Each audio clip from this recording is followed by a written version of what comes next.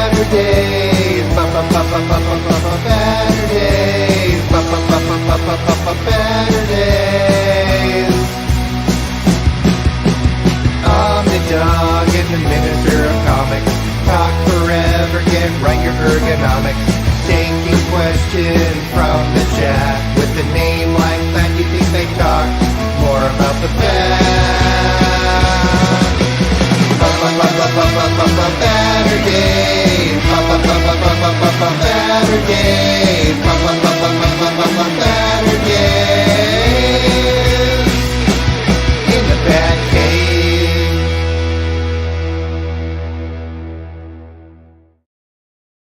Heyo, welcome to Baturdays. Yes, in the Batcave. I'm Omnidog. I'm here with the Minister of Comics. How you doing, buddy? Doing pretty good. Look at your fancy new mic. Is this your first show with the mic? It's my first Baturdays. I think I put it up Monday. As a matter of fact, I was putting it up on the show on Omnibros Monday, and this will surprise no one. I put it up wrong. It was like upside down, and I was like, why isn't this fitting into the thing I've got? And then it turned out I had it upside down, which is on point, or what does my daughter say? That's on track or on trend or whatever. Yeah. It reminds me, I forget if this is a movie or a TV show, but this guy's at the gym and he gets into this big contraption. He's like swinging around like this. He's like, I don't know if I'm doing this right. Somebody goes, that's scaffolding. Like that. Scaffolding. What movie's that? I want to see it. I can't remember. What is that? I don't know if it's a TV show or a movie. Maybe somebody in the chat remembers, but I just remember this being really funny. See, I'm going to tell this first. That's because that's scaffolding. Let's see. Elon checked in first at 6 and wants to make sure you didn't put too much brandy in the baby's milk. That used to be a thing, you know. Not when I was growing up. I think when my parents were growing up. Yeah, that's not as popular nowadays. I was going to be up in my office, but I had to put the kids down really quick, and they've kind of been messing around with my toys in my office, so it's kind of a mess in there right now. I didn't feel like moving everything around real quick, so I was like, I'll just go downstairs. It's your world, baby. People love you no matter where you are. It was my world. My kids wouldn't be playing with my toys, but yeah, I noticed you gave up on that. PS5 on Monday though for my birthday. You what? I am getting a PS5 on Monday for my birthday. Oh, you're getting a PS5. What's the first game you're gonna play? Well, the only bundle I could get that was reasonable was Call of Duty. I'm not a big Call of Duty guy, but I mean I get it for free. I was gonna also buy God of War Ragnarok. Which I know you won't be playing because you haven't gotten past the bells in the first game. The bells. But to be honest, I'm really buying this to play Spider-Man 2 next month. That's what I thought. But we had some money with credit card points. It's my birthday, so my family can help chip in. So it was the perfect time to get it. Now this is different than the Miles Morales Spider-Man 2. What's this Spider-Man 2? Well, you can play as both Miles and Peter in the game. So there's the Spider-Man original game. Yeah. There's the Miles Morales game, and this is kind of like a sequel to both, I suppose. And you can play as both of them. Okay.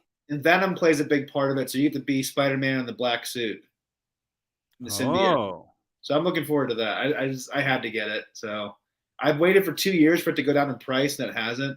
It's always hard to find. It's not. I wouldn't say it's always hard to find. It's just in limited stock. Kind of goes in and out all the time. That's kind of amazing. Still, I feel like it's been out. Has it been 2 years? Well, I think it didn't help that it started during COVID. I think. Oh yeah. That was the bad time, and I guess it hasn't recovered since then. Like I remember when I bought the PS4, I bought it 2 years after, and it was like $100 and some cheaper. It hasn't gone down at all in price. And I don't want to buy that digital only version because then I can't play my old PS4 games that I would be able to have. And I like having physical games because you never know what's going to happen with digital stuff. Like what if something happens and I get screwed over? At least with the physical disc, right? Yeah. So I only got mine because I won it in a lottery back in was it 2021? I feel like we've been playing Horizon Zero Dawn Forbidden West for 4 years, but it was either 21 or 22. Wait, last year was 20. What year is this? 22. So it must have been 21. Okay. Yeah, I entered the Sony lottery, and that's the only way I could buy it. My name came up and I won it, and so I bought it in Horizon Zero Dawn, and we're still not done with Horizon Zero Dawn.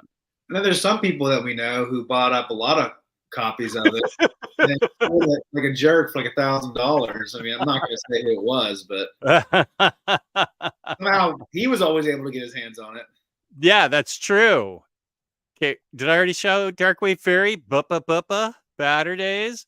Mr. Awesome, I work till 10. I hope Jess is still on. Then Taylor has to leave early, but I'll probably still be on if there's people that want me on.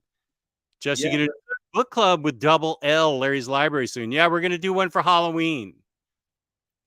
If anybody has any other recommendations I should get for a game, I think my first game, besides the Call of Duty game I'll be getting with the PS5, is God of War Ragnarok. That's my plan.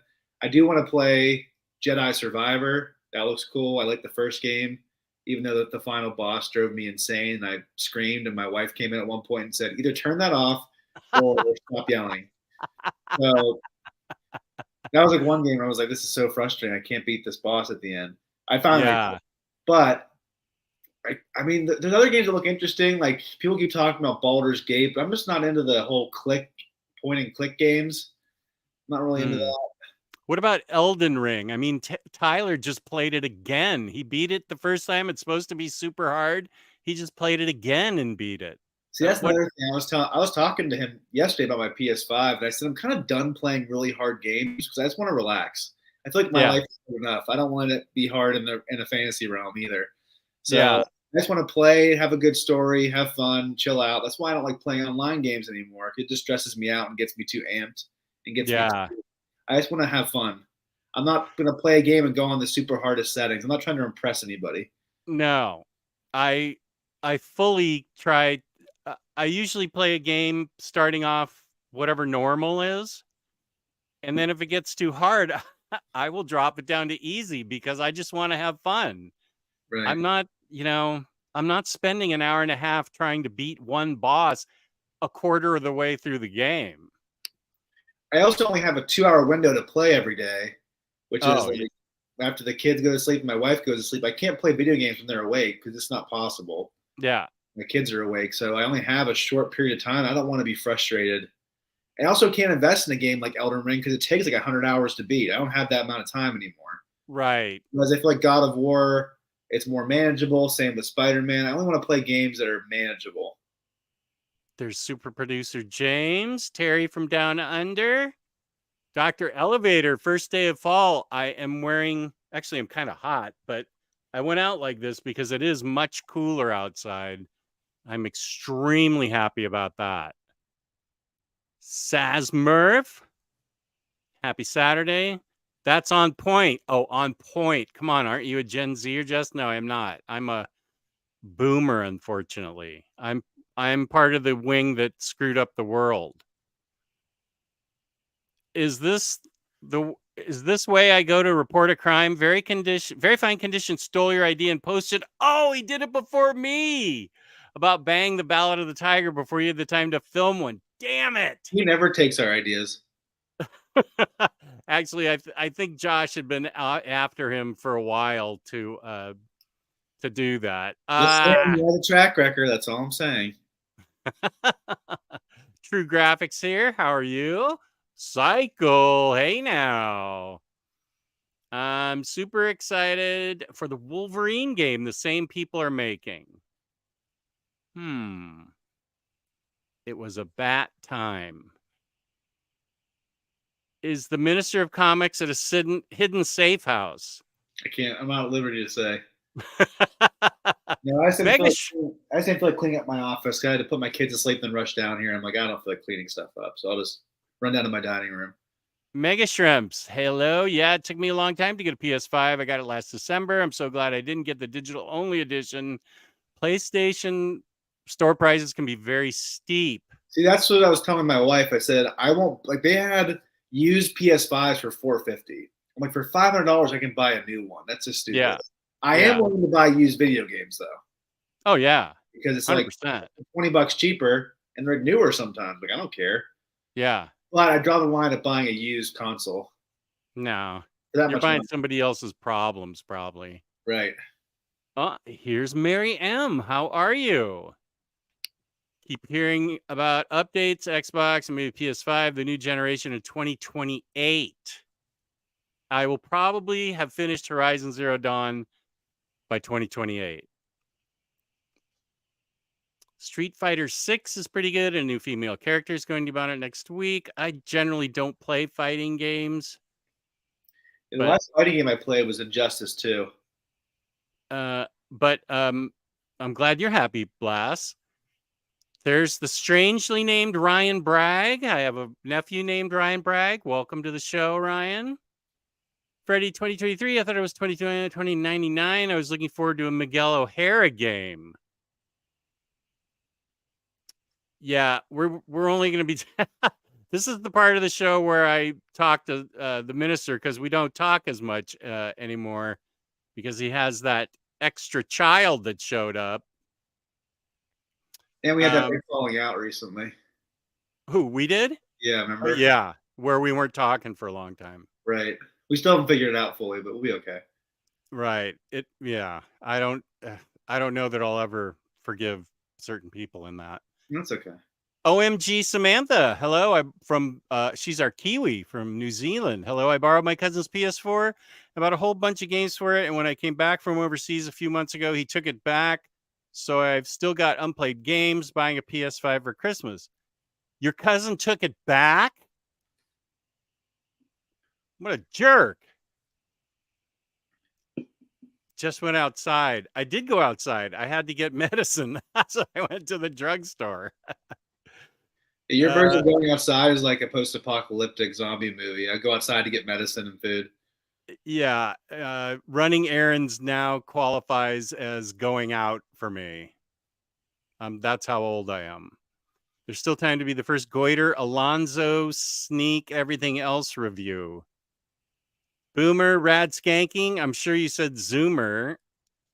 Josh is here. I just got PS4 a few years ago. Regression Colin Bunn. Any good? Deluxe edition. I don't remember reading Regression. Did we read that?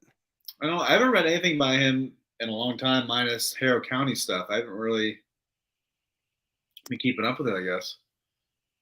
It must have sold well enough if he's putting out a deluxe of it. I'm pretty sure I have that. I'm trying to put all those sort of indie authors together. So I'll go look at my, I don't know. I just started a Cullen Bunn section. That name sounds familiar. But if it got a deluxe edition, that means it sold well. There's a Captain America Black Panther game coming out sometime. So just yeah, Dead or Alive 2 is the only fighting that I've done. That was fun. Back on my Dreamcast. Yeah. Dreamcast. I love the Dreamcast. That was like one of the worst systems ever. Oh my gosh, it was the greatest system ever. What's that game you used to like? Shenmue, yeah. And I 5 years ago, I finally got Shenmue 3 that I'd been waiting 20 years for, and I still haven't played it on my PS5. That was one of the worst controllers. I hated the Dreamcast controller. Huh, I don't remember hating it. It's like, along with the original Xbox controller, remember how big it was? The Xbox controller? It was like, so unwieldy. Then they came up with a smaller version. I think I hated the N64 controller more. Yeah, I mean, I will admit that it was really strangely put together, but I have nostalgic. That's my favorite system, my favorite console, just because I got it when I was 7 years old. So I will admit it never really made sense because you never ever held the left one. You always held the middle one and the right one. Yeah, it was an odd thing, but it worked out. Yeah, well, I played the heck out of my N64. Yeah, I mean, you can't beat GoldenEye. No, that's the best one. Banjo-Kazooie. Yeah, Diddy Kong Racing. Yeah. Donkey Kong was great. Ocarina of Time. Oh yeah, there was 2 or 3 Zelda games that were awesome. Um, what was before? Oh no, Majora's Mask. That was the other one that was so great. I never I played that. really, I loved that one. My God, it's those hours again. Just wanted to say hi. Nice to see you back, Taylor from Schwachem. Is that what it is? Is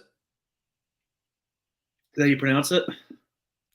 No, I think the real pronunciation is Joachim. I was gonna say I thought it was something a little bit different. Yeah, but it's a whole thing with he and I.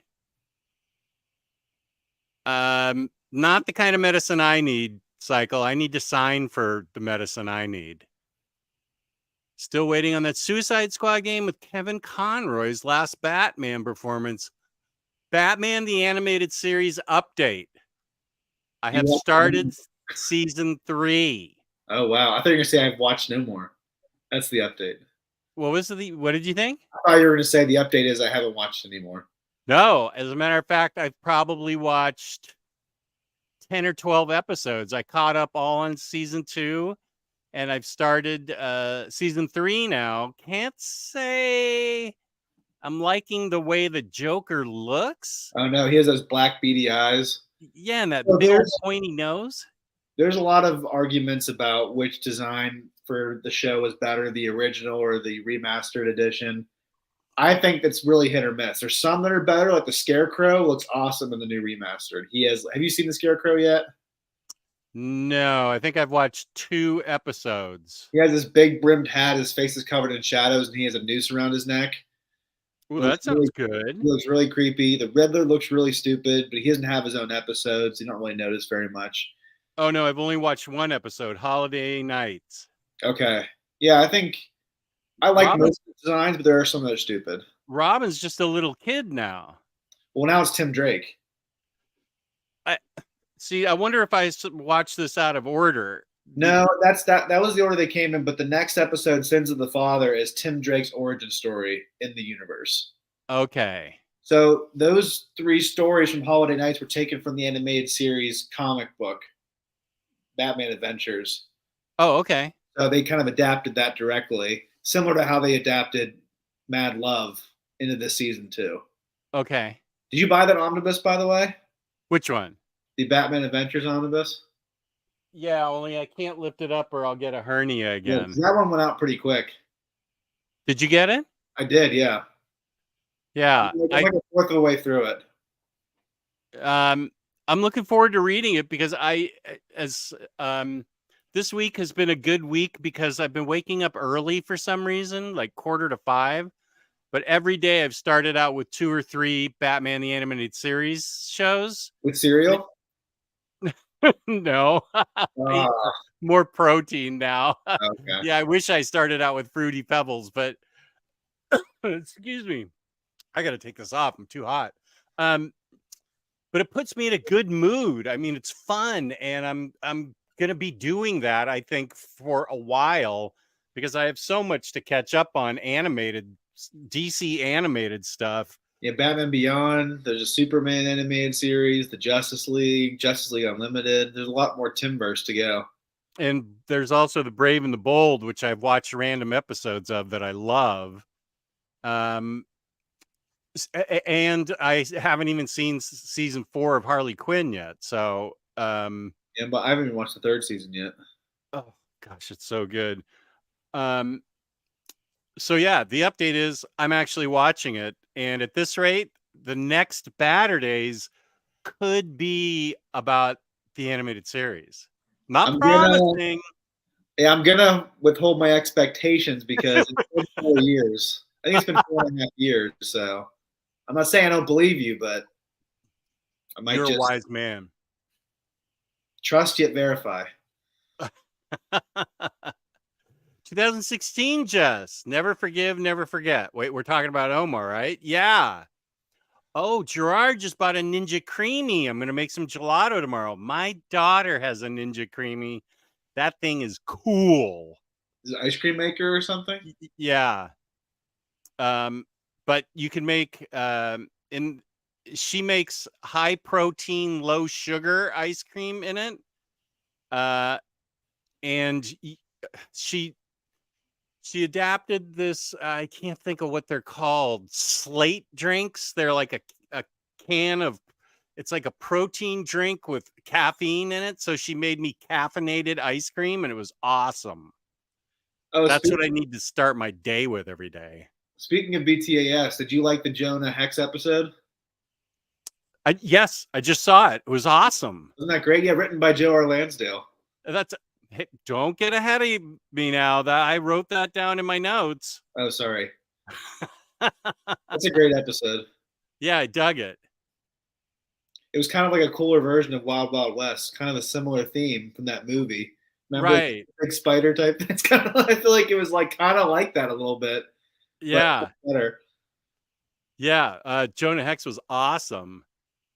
Regression is a bit old, and in 2019, 3 trades, good stuff. Okay, I'm almost sure I have it, and it's possible I've read it. Rising's here. Oh, good, I didn't miss it. Go Omnidog. Thank you. Mortal Kombat Nintendo. The Duke. Dreamcast was great, but had a super short lifespan. Controller was goofy, but charming with the VMU. Yeah, I don't remember the controller being goofy, but I enjoyed big section in the center where you could put the memory card in. Yeah. The only game I remember really like, I never owned one, but I played it at the store and played it at people's houses. Crazy Taxi was a lot of fun. Yeah, I remember Crazy Taxi was fun. I played Skies of Arcadia and Grandia. Those are the RPGs I played that I really enjoyed. But yeah, Dead or Alive 2 was my jam. Let's see. Cycle yelling at us about the N64 controller. I still love it. I totally get the argument for why it's weirdly constructed, though. What are our thoughts on the new PS controller? I don't have a problem with it. I haven't got my PlayStation 5 yet, so I don't know. Are you drinking a craft brew? What are you drinking? No, just a wild cherry Pepsi. Wild cherry Pepsi, his favorite. Tyler's got his Dr. Pepper. And I have my cranberry and soda. Although I can say I definitely don't drink as much as Tyler can. Nobody can. That would be me. That was the first game system I got, the Magnavox Odyssey that played Pong, and that's all it played. Lionheart's back from Vegas. Yeah, I wrote you, Lionheart, and asked you what you did. So spill the tea. What were you up to in Vegas? BTS is amazing. Yeah. Did anyone ever play Nintendo or Super Nintendo Star Wars games? I never got to finish one. Oh no, I played something on my computer when I first got my Mac back in like 1997. And my first video game system was Sega Genesis. I don't remember there probably was a Star Wars game. I just never played one. I remember playing on the N64 though, several games. Rogue Squadron, that was fun. We had all the different ships and everything. There's another game I suppose that game called. I can't remember. There's a lot of good Star Wars games on N64.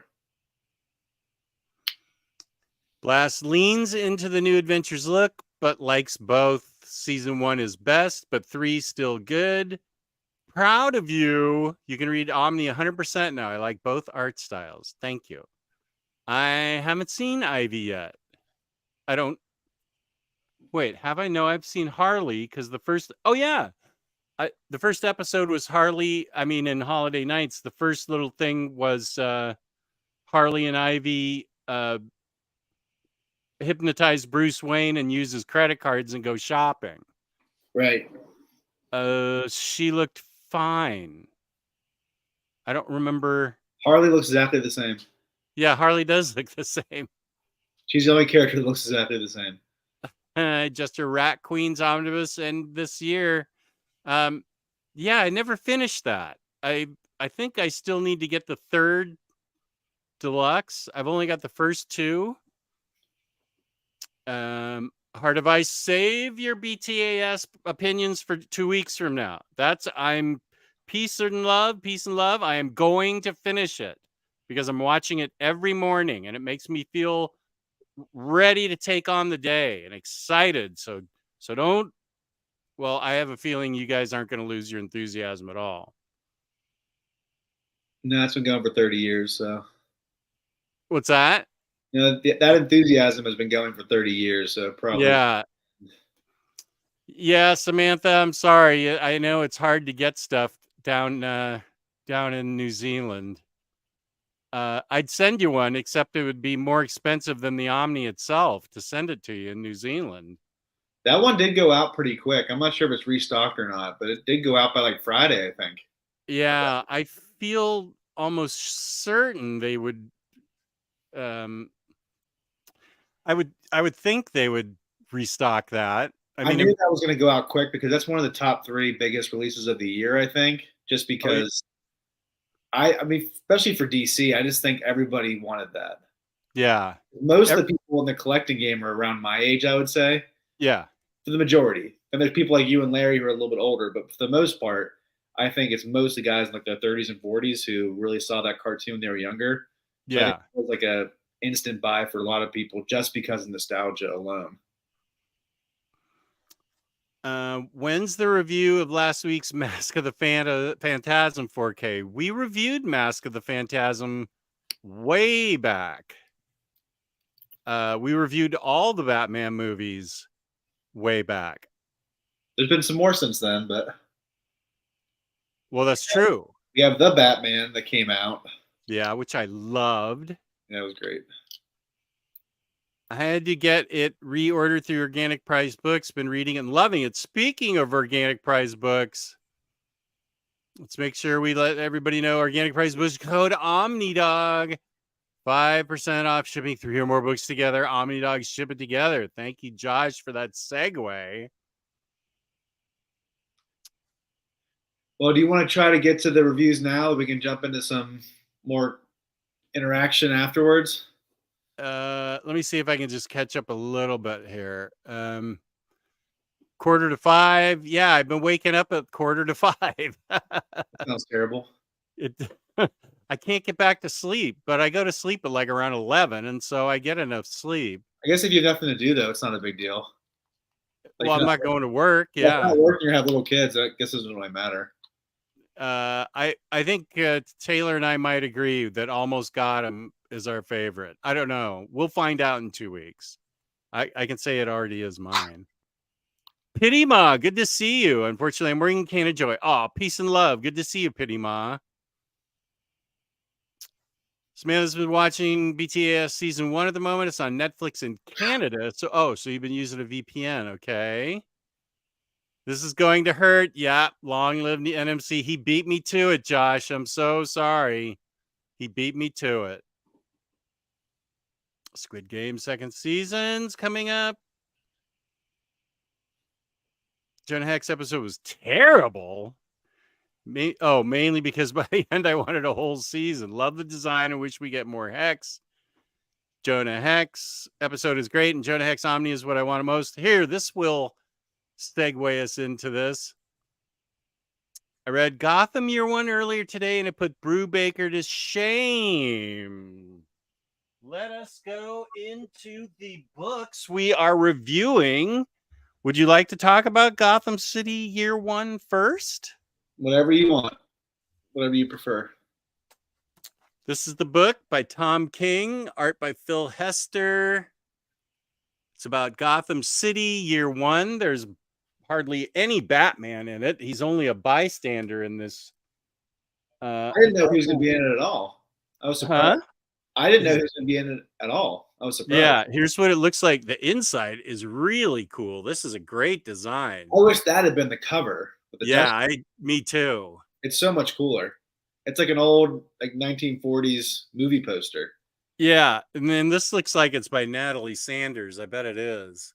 For Mrs. Wayne, Constance Wayne. So this deals with Bruce's grandparents, Constance and what was his name? John Wayne. Let's see. Wayne. So Okay, why am I having trouble pulling? Her name was Constance. I feel like it starts with an R. Richard Wayne, yeah. Richard Wayne. Okay. So Gotham City Year One is about a Slam Bradley story, which is I've been cool. buying for a long time. Yeah. So we're both happy about that. And I'll set it up for us. And then gosh, I really wish this was the cover. The Wayne baby goes missing. This is Bruce's grandparents. But the Wayne baby, which is first, the first baby to Constance and Richard, was called the Princess of Gotham, and her name was Helen Wayne, and she's kidnapped. And Slam Bradley is used as the middleman. He's a private investigator. He is used as the middleman to try and find the Wayne baby via some very strange methods where he gets letters directed to him. He's the guy that the accomplice brings the letters to, and he delivers them to the Waynes themselves. And I think we find out something interesting in this book. First of all, the first thing is a spoiler, but Slam is half African American, which I think is an interesting twist in this book, because it's referred to because black people can pick up on it when he's down in the south section of Gotham, which is where the African Americans all live. In this book, it calls them Negro, which is the name of the times. Times they use the word Negro. He gets beat up a lot. I know that. I've never seen a private eye get more beat up in a book, a movie, or I think every like 5 pages he gets beat to a pulp. Yeah. The police department. He's an ex-police department guy, ex-World War II guy. And he has a private investigation business. As I said, he's used as the middleman. And so he's on the trail. And now I don't want to, we want to review it without spoiling it for people. Basically, it's not just an interesting case. It's a case that affects Gotham and why it becomes what it is now. How does it become the worst city in the world? How does it become the most crime-ridden city in the world? This is basically an exploration of these are the events that led up to the creation of the Gotham that we know. Well said. How it became a cesspool. So it's not just an exploration of Slam Bradley and the Waynes, but also Gotham City itself, hence the title Gotham City Year One. But I can definitively say this is my book of the year, Jess. I also think it's Tom King's best book. Ever. I think so. I love how succinct it is, 6 issues. There's no wasted space. I mean, I love Mr. Miracle. I love The Vision. Those are all up there. It's definitely a close call. I just really enjoyed this book. I had 0 complaints. I couldn't believe how gritty and hard-hitting the dialogue was for a DC book. It felt very realistic to the time. I thought that the art by Phil Hester was fantastic. The colors were just on another level. I thought that was fantastic. There's nothing bad about this book. Everything was great. Yeah. It wasn't very Tom King-y. I feel like Tom King sometimes tries to be too literary for his own good. And I feel like he really just let this be an excellent crime noir story. Yeah, you can keep talking while I show off art from it. I can see some people maybe being like, oh, I can't believe he painted the Waynes out to be that way. But again, this isn't Bruce's parents. This is his grandparents. And just because your family is dysfunctional and you come from a really corrupt family doesn't mean that you can't change and move forward. But I just thought it was really, really hard-hitting, really interesting. The plot went all over the place in a good way. It was easy to follow, though, at the same time. It was complex, yet easy to follow. And that's really my favorite sweet spot for crime stories, because we're going to get into another book coming up where the story got way too complex for its own good. and you kind of get lost really easily. That never happens here. No, it's fairly dark coloring. It's not. There are no bright scenes in this book. Going with the gritty noir part of it, it's dark blues and dark browns and lots of black and not much. A lot of red. Yeah, here's whenever he's angry, it turns red. That's a good point. So yeah, I loved this book. I loved everything about it. It moved quickly. It kept me interested. There was lots of character development. We find out a lot about Slam himself, especially the twist there when he goes down to visit his mother in the South Side.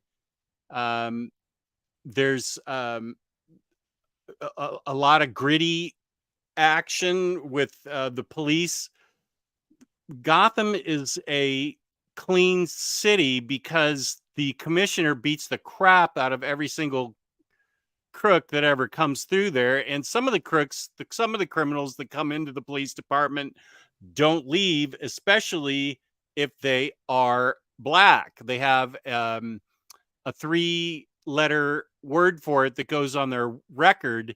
They blame it on the black person for not leaving and ending up killed. They call it NWC. Negro went crazy. And so that's how they kept the peace back then, by beating the tar out of everyone, not just them. But it sets up what happens, that, as Taylor said, that Gotham became the cesspool it eventually became. This is definitely Natalie Sanders, and I know that's Constance Wayne. I need to look and see if that was a cover, because that's part of the extras. If we get some of the covers, because that is it is. Yeah, that's Natalie Sanders. I thought so, drawing Constance Wayne. This may need to make its way into my collection, because that's a great drawing. She's really talented. I know this book has a definitive end, but I would love to have there be like more volumes in this series, like a Gotham year 1, year 2. I just think it'd be a lot of really interesting cases following forward from this, because it does have an ending. It's a limited series, but I feel like it'd be really interesting to have more Slam Bradley books from Tom King and Phil Hester. Based on when it was, I would say it was probably the early. It was 60s. It was early 60s. Early 60s. I believe it was like 61, 62. Maybe how did you find that out? In the beginning, what it was. 1961. I remember because I was really kind of confused, because I'm like, how is Bruce Wayne the age he is now if his dad wasn't even born in 61? So that's what I was confused by. Okay, that's kind of odd. Because like my dad was born in 1957, and I'm only gonna be 33, so it's kind of confusing. But yeah, that's very odd. Maybe they're still trying to have Bruce be a young 30-something in the DC continuity. I don't know. Well, Slam's 94 at the end. So okay, wait. So Slam wasn't a World War II hero then. He must have won his medals in the Korean War. Yeah, he said that, Korea. Okay, Korean War. And then that's when he joined the force, and then that's when he went out to be a private eye. But boy, this I don't know if this timeline sits that well with me. I'm guessing they want Bruce to be like a an early mid-30s kind of guy in 2023 at this point in the continuity. Maybe they just want him to be. Okay, that could happen, because I was born in 59. I'm 64 now. My daughter's 32. Okay, so that could happen. And they had Thomas. 62. So 62, I guess so Bruce at a younger age. So okay, so Bruce is in his late 20s, maybe. Okay. Yeah, Dark Wave Fairy, you're right. This is why you don't do specific time periods, especially in main continuities. It makes it a little bit complicated. Yeah, let's see. Where was that? Yeah, I feel like this would have made more sense back in 51.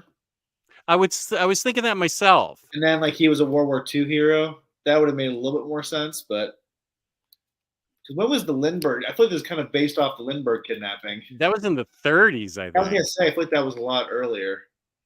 That was in 1932. Yeah. Okay, so we Minus the confusing timeline. There's nothing else in this book that I have a problem with. If it's not my favorite Tom King book, it's definitely in the top 3. You liked it better than Supergirl, Woman of Tomorrow?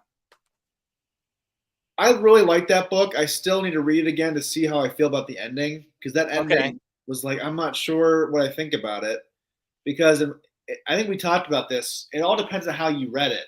And that's how he set it up. He wanted it up. If it's a certain way, I kind of hate the ending. But if it's what I convinced myself happened, I really like the ending. Well, he wanted it left up to the reader's interpretation. Right. So you loved it. You loved it because it wasn't a perfect like 10 out of 10 for me. This is a 10 out of 10. And okay. Like, Mr. Miracle's a 10 out of 10. Vision's a 10 out of 10. Okay. That Supergirl book was like an 8.5. I really enjoyed it. Okay. Same like Strange Adventures was an 8. I thought that was good, but it wasn't perfect, and I had problems with it.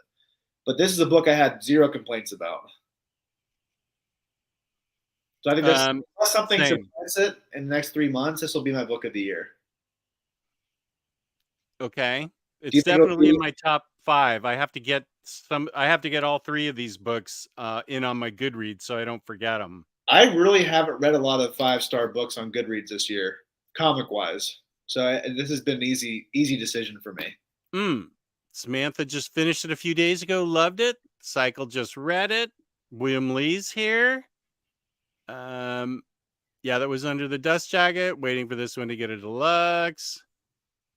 We're trying to stay away from spoilers, Craig. We'll give you a general review, but we didn't tell you the ending. Wait, let's see. Josh is so fickle. Wait, here's up. Thank you. Baturdays in the Back Cave ranking 11 Batman movies. So is it worth getting the Batman Omnibus Adventures only if you're into Batman the Animated Series? If you can find it, if it's still available. Yeah, he's in Australia, so it may be making its way there still. Samantha was just kind of sad that she hadn't been able to get it yet, so it hasn't made its way there yet.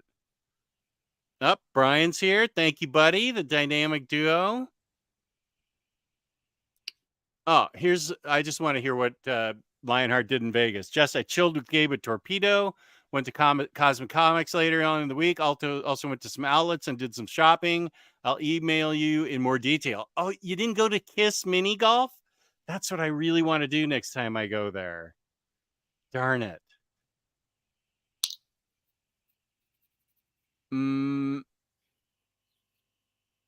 What is after BTAS for you? Is it Batman Beyond? That's what I watch next? That's what I would go to. It's a good continuation of what you're watching in the animated series. Okay. Let's see. I see stuff up here. Yep. What about the animated movies? Need to tackle Sub-Zero and Mystery of the Batwoman too. Are those new? It's not worth watching.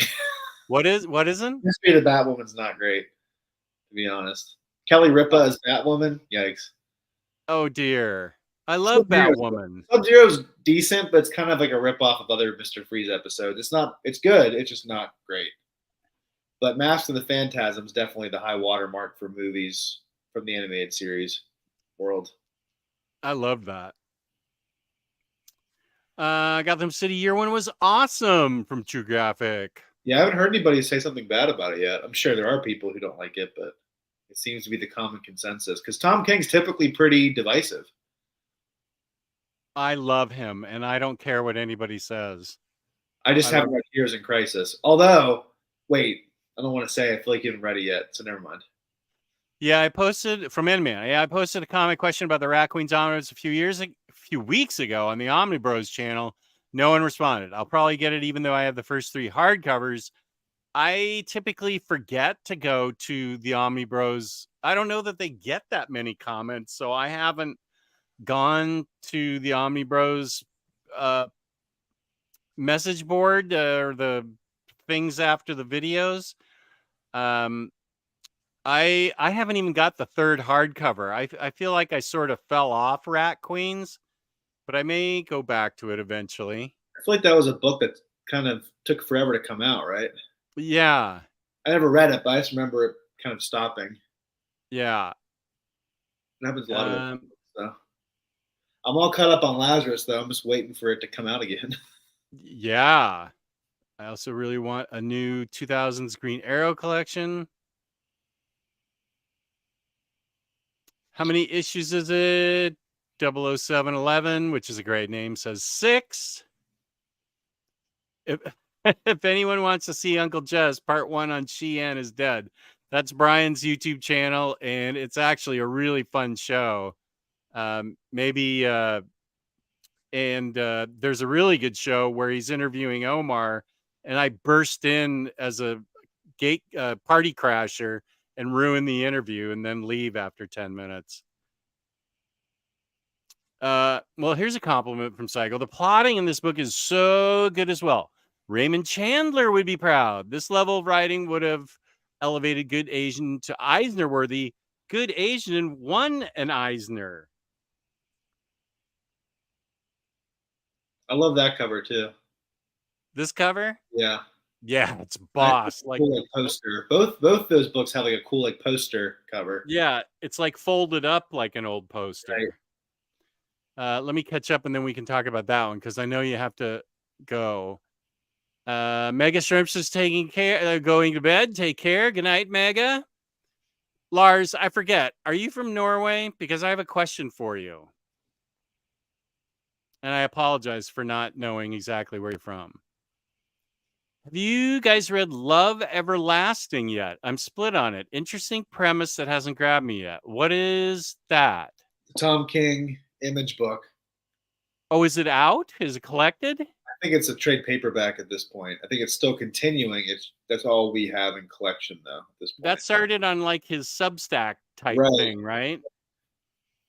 Okay. It's supposed to be this woman is stuck in a romance comic, and there's different like iterations of it every issue. Oh. It sounds like a book that you'd enjoy. Yeah. Year 2. Are you trying to summon Very Fine? Yeah, that was maybe if James can post our video with Omar talking about year 2. Yes, Slam still has ahead of him an affair with Selena. Here's Reaper. Good to welcome. We're glad you're here. Batman Adventures is available in Australia though through comic shops. Amazon Australia always has a delayed release. Okay, good. I'd like a deluxe for Gotham City. I'd like a deluxe for Gotham City, but do DC really give 6-issue series a deluxe? You never know. Sometimes. Jess, did you get Sinister? Yeah, I did. Is it worth getting? It's I feel like you're so behind on that probably, right? Oh, I'm so far behind on it. All I can tell you, I know I need to read Immortal X-Men before I read Sinister, but before that, I got to read like a ton of X books. I got to read Reign of X, I got to read Trials of X, I got to read X-Men Hellfire Saga, Inferno, Life and Death of Everybody. See, I just go to hell. I just read the Hickman stuff. So I'm like, I can't read all this. I just did the stuff. I'm like, I'm done. After that, I just can't do it. It's gonna be one of the last oversized hardcovers Marvel makes for a while. So annoying. I know. So I think that they better do that Daredevil by Chip Zdarsky. Oh my gosh. If they don't put out volume 5, I am going to be super upset. I'm just going to go to their office and start a fire with my copies. I'm just going to make it into kindling and just be like, here you go. Minister, local minister goes crazy in Marvel offices. It's just ridiculous. Like, you have to. So if you're into the X-Men, it's an important part of the continuation. So Rising, all I can tell you is if you've been keeping up with X-Men, you need to get it. If you plan to read all of X-Men, you need to get it, but it's not a standalone thing.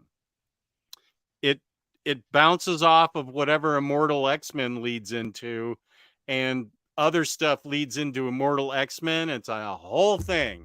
Whoops, I just hit my microphone. Sorry. G'day from the rainforest in Australia. Exactly an undeserved. Okay, Cycle, just take it easy. I picked up Phoenix Volume 2. We'll have to read it after X23 and Batman Adventures Omnibus. Good choices on X23 and Batman Adventures.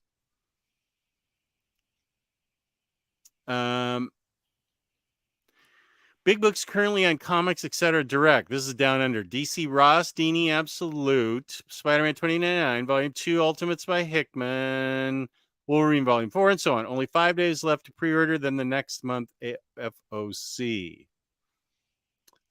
Second part, Love Everlasting, is solicited, I think. Okay, wait. There's something I need to ask you. I read something recent. My Facebook feed is full of the dumbest stuff. All I have on it, all I added myself was comic book stuff, and then I get suggestions thrown in. Right. Like, I'm getting. Do you remember the 50s, 60s, and 70s where every day it's like, whoever watched Howdy Doody had a better childhood than people today. And I'm like, okay. And there's a ton of those things, and just things about how their parents cooked on a coal stove and stuff.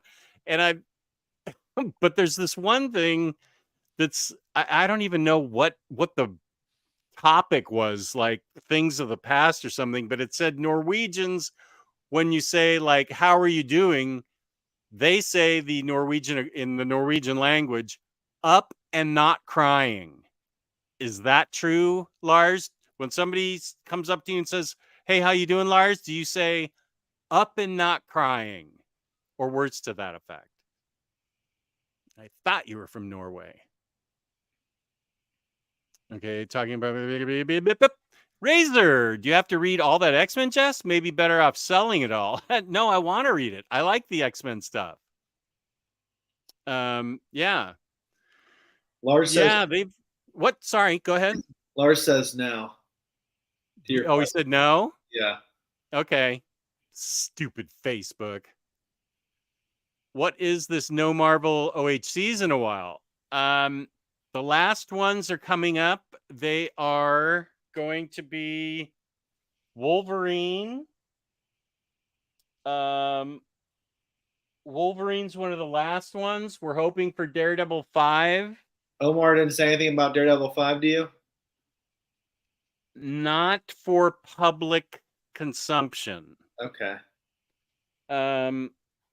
But after that, it's going to be these modern epic complete collections. They're basically going to complete collections and calling them modern epics. I don't know what's behind the decision. Probably cost. It probably is cheaper to print those collected editions. If I'm interested in the material, I'm still going to get them. But man, I'm salty because I love the deluxe. Both Taylor and I, that's our preferred reading format. Oversized hardcovers, just not omnibus, not trade paperbacks. I'll read both of those. I got no problem. Man, I love those OHCs. Yep. Matt, DC's not doing them a ton either. What's that? DC's not doing them a ton either. No, they're not. Not like when they started out Rebirth. Hey, Matthew, not like when they started out Rebirth with tons of deluxe. Now they're just doing standard size hardcovers and omnis for the most part. Yeah. This is for you, Taylor. I'd highly recommend Hellions if you can still get it. It's the high point of the Krakoa X books that Hickman didn't write. I read it. I thought it was okay. I thought it was a bit overhyped. I didn't feel like it was worth buying for me. I thought it was fun, but I expected more because everyone loved it so much. I liked it a lot. Yeah, need them to. Oh yeah, Avengers by Aaron needs to be finished, and Fantastic Four by Slott too. Daredevil takes priority though, but you're right. Yeah, that Avengers by Aaron wasn't good though. I tried. I never bought it. I read the first couple arcs, and I love Jason Aaron, but for some reason that book has not jived with me, and I feel like people tend to agree that's not great. Oh golly, read all of X-Men? That sounds impossible. No, I'm talking about all of super modern, like within the past year, which is actually about 45 books. So, but I'm doing it. Currently reading Moon Knight by Lemire. Did you guys both enjoy it? Yeah, it's great. I loved it. I think the Warren Ellis series is probably still my favorite. I mean, it's only six. I think it's 6 issues, right? But it's fantastic. But Jeff Lemire is definitely a close second. You know what was great, and then fell off a cliff is the Max Bemis run. That Yeah, I was, remember you. I couldn't believe that. Was it? Is it 12, 10 issues? 12? I can't remember. I I just think remember it's 12. The first 10 were really good. first 10 were like 9 out of 10, close to 10 out of 10. The last 2 were like a 1 out of 10. I couldn't believe how bad it was. I read it digitally. I'm like, oh, I'm going to buy this for sure. Then I'm like, I'm definitely not going to buy this after I finished it. That was like the Wake level bad at the end. The Wake was good. Then at last issue, it was like the worst thing I've ever read. Gee, I didn't think it was Wake level, but I understand what you're saying. Nothing to me has equaled the Wake yet. That was. I bought that at Half Price Books and I sold it back to Half Price Books. The Wake? Yeah, the Wake. Yeah, I was reading it in singles at the time. Oh my. Matthew just got my Silvestri Batman Deadly Duo OHC. Excited to read it. It's the only book I haven't packed up for moving at the moment. Yeah, I just got that too. I wasn't going to get it. And almost everybody in the chat said, you really need to get it. It's awesome. And I said, and I that was like 10 or 12 people that chimed in and said how great it was. My daughter is texting me just a sec. So let me tell her I'm on the air. On the air. And yes, I did finish my Ninja Creamy. I prepped a pint of cookies and cream. It's a protein shake that I'm deeply allergic to. Kelly says, "What's up, nerds?" Okay. Okay, just a second. Am looking forward to any ice cream you bring, period. Bring lots, exclamation point, exclamation point.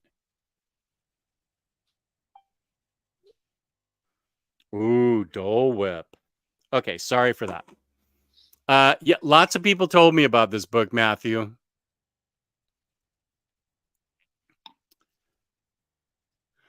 My list of books didn't make sense, Jess, as I advertised CED in a previous skip comment to help Australian buyers out. Still love you both. Wait, did I do something wrong? Or are you just saying Comics Australia, a comics center for direct cheapest? Okay, so this is directed towards Australians and perhaps New Zealanders. I think I did say this one. Yeah.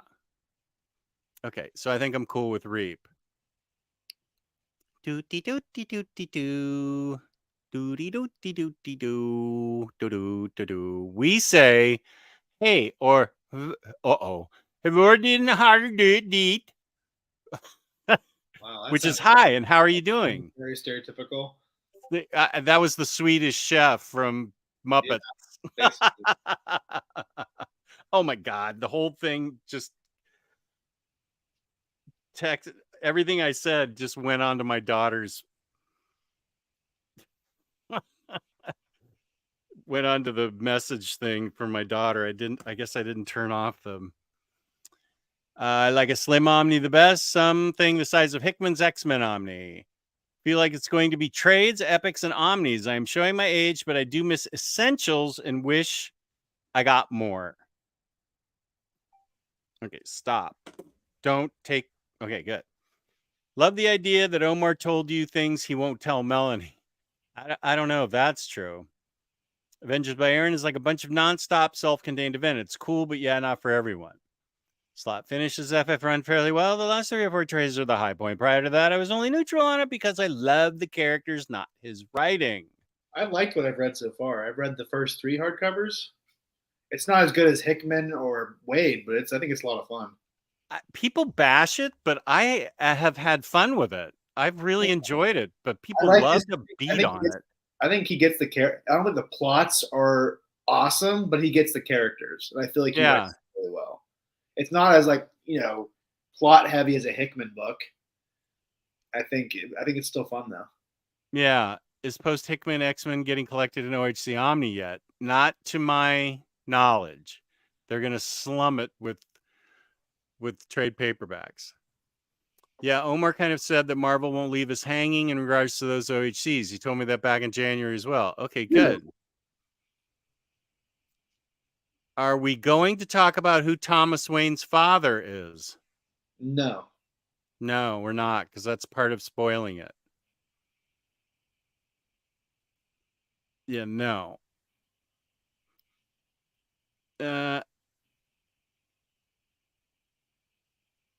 Okay, so oh wait, Craig has a question. So should I read the Bemis run after Lemire, even if the end is horrible? It sounded like you enjoyed the beginning. Yeah, if you're going to read it, which I wouldn't recommend you to do, is I would read it after the Lemire run. Yeah, same. Kind of picks up from there. Do you want to talk about Good Asian? Sure. Which is a beautiful book. Beautiful. Okay. Why don't I show the art while you want to do the like summation of it while I show art? Sure. So this follows Chinese American cop in San Francisco, I believe. I read it like a month ago at this point, so I'm trying to remember. He's on loan from Hawaii. That's what it is, yeah. And so he's investigating multiple crimes, really. There's some murders happening in Chinatown. There's also a disappearance, like most PI books. And the whole time, it's really a historical exploration of what was happening at the time with the immigration ban, with people from China not being able to really come over to America, and just the different ways they got around that, and what they had to deal with during that time period. This and is the girl that's missing right there. Yeah, and what he has to go through as a Chinese American cop. And so I would say this book starts, the first half is awesome. I'll say it. The second volume, the last 6 issues, or maybe it's 5 issues, I can't remember. It really gets really convoluted and it gets overly complex for its own good. And I've read hundreds of crime novels. This is very common, where the writer has so many twists and turns, has so many overlapping storylines that you kind of stop following what's happening and just kind of go along with the ride. But I felt like it was so overly complicated for a pretty simple ending for what the mystery ended up being. I 100% agree. When I was through 2/3 of this book, I thought this would make a great Netflix adaptation. I would love to see this on screen. And when I got to the last 3 issues, I was constantly paging back and forth to see who was doing what. I'm like, wait, who's that guy? And is that girl involved? And who's the guy she sees walking away from her house? And so many characters look the same. And it's like, wait, what, is it that girl or is it that girl? The artist draws people very similarly. The old man that is one of the main protagonists and is like a father figure to the Good Asian looks exactly like, until you like study them carefully, the neighbor at the very end that goes to call on the young woman who all of a sudden is an important character, and she works in a diner somewhere, and what the hell? Why was that neighbor involved? This was exactly what you're talking about. There were too many characters at the end for a simple ending. It was streamlined and it made sense. And I had to go back a little bit to figure it out when about the girl who was missing towards when the stuff happened. I don't want to spoil it, but then it was just, it got too complex, and too many extra characters were stuck in there at the end that did not help the ending at all. It detracted from it, and it deserved, I think this story deserved better. I think that for a detective story, you can make it a little bit complex, but you do not want your readers, whether it's a novel or a comic, going back to try and figure out what's happening now. It should flow seamlessly and make sense, and then just come to a definitive ending or an open-ended ending, but an ending. And this thing just sort of petered out with a bunch of complexity that I didn't get. And I was really disappointed in the ending, because 2/3 of the way through, this was like a 9 out of 10 for me. And now it's about a 6 out of 10. Yeah, I posted a review on my Instagram and I mentioned all my critiques and I said, but I feel like I really enjoyed the atmosphere. I enjoyed the interesting time period of what was going on. The history was really cool. Right. The history was really, so I feel like that kind of made the score go higher for me. But I agree, it definitely could have been way better. And again, I've read so many crime novels where this happens. And I think a good explanation or a good comparison is a movie like Chinatown. It's a movie that's complex, but it's not hard to follow. Right. But then there's the movie The Two Jakes, the sequel, which I watched several months ago, and it's way overly complex, and the ending of the mystery isn't satisfying at all. And so you may feel like you're smart as a screenwriter, Robert Towne, who wrote the original. I know that there was some messing around with the movie afterwards, but Chinatown has one of the best endings in a movie ever. One of the best, solutions to a mystery. But you feel like you're with Jake Gitz the whole movie, right? You feel like you're tracking with him. The Two Jakes, I'm like, I don't know what's going on. Who's that? Why is this? There's too many sub stories. Yeah. That was the problem with The Two Jakes. And that's the problem with a lot of crime books. Too many sub stories, too many coincidences. And that's what this book felt like. Like trying to bring together at the end all these random subplots that didn't really work together very well. Yeah. Freddie says, I agree. Like the first part way more. Didn't dislike the end, but slowed down my reading pace to get there. And Psycho Cleveland really hated it. The back matter in the single issues was way better than the story. Yeah, Psycho Cleveland did not like it. Okay, he posted a channel in the Discord. All the extras are really cool too. I still upgraded from paperbacks, mostly because of that in the first volume. There is a lot of really good, interesting back matter about the racism and discrimination that existed back in that time period. And yeah, similar to Year One, Gotham Year One, it's really, the language is really surprising that they went that far and said what they said. And I appreciate that because that's what they said. I don't really like when we whitewash how history actually was to be politically correct, because you're being unfaithful to what people actually went through. Right. Make it politically correct. Just because you make a character say something doesn't mean you believe it. And a lot of writers don't get that. Like, your villains should be terrible. The things that people go through should be terrible. And that's how it was back then. So be honest to what happened during that time period. Yeah. I appreciate that part. Yeah, I think I'm going to keep this. I'm not going to sell it, but I am going to reread it in some further, maybe in 2038 or so, although I'll forget about it next month, so I could read it again next month. But it's so nice. It's such a well-built book, and so big glossy pages with big boss art that I'm going to keep it, and I'll remember it for being 2/3 great. Yeah, so that was definitely my least favorite of the three that we read. Omnidog's Well, Discord, thank you. I was just in it last night for a lot. And what do you think of Night Fever, Jess? I can sum it up that I felt it was Brubaker light. Yeah, I feel like a lot of people really didn't enjoy it. I really enjoyed it because I went into it knowing it was going to be different. I listened to interviews of him talking about it. I knew it was going to be a different departure than the Reckless books or other volumes that they did. I read it twice, and I think I even enjoyed it more the second time. That might help me, but I thought it was a great premise. I thought it was well written, well illustrated, and it was a great premise. I loved the story and everything about it. But at the end, to me, it just felt like Brubaker light. We're usually getting full-bodied Brubaker, and this one felt like a diet version of him. Maybe it could have withstood a little more fleshing out of the characters. I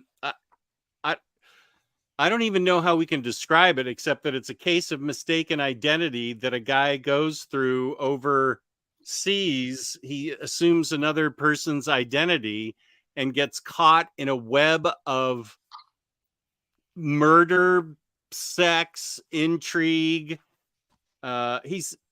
He lives a very boring life back in the States, and he goes to book fairs to try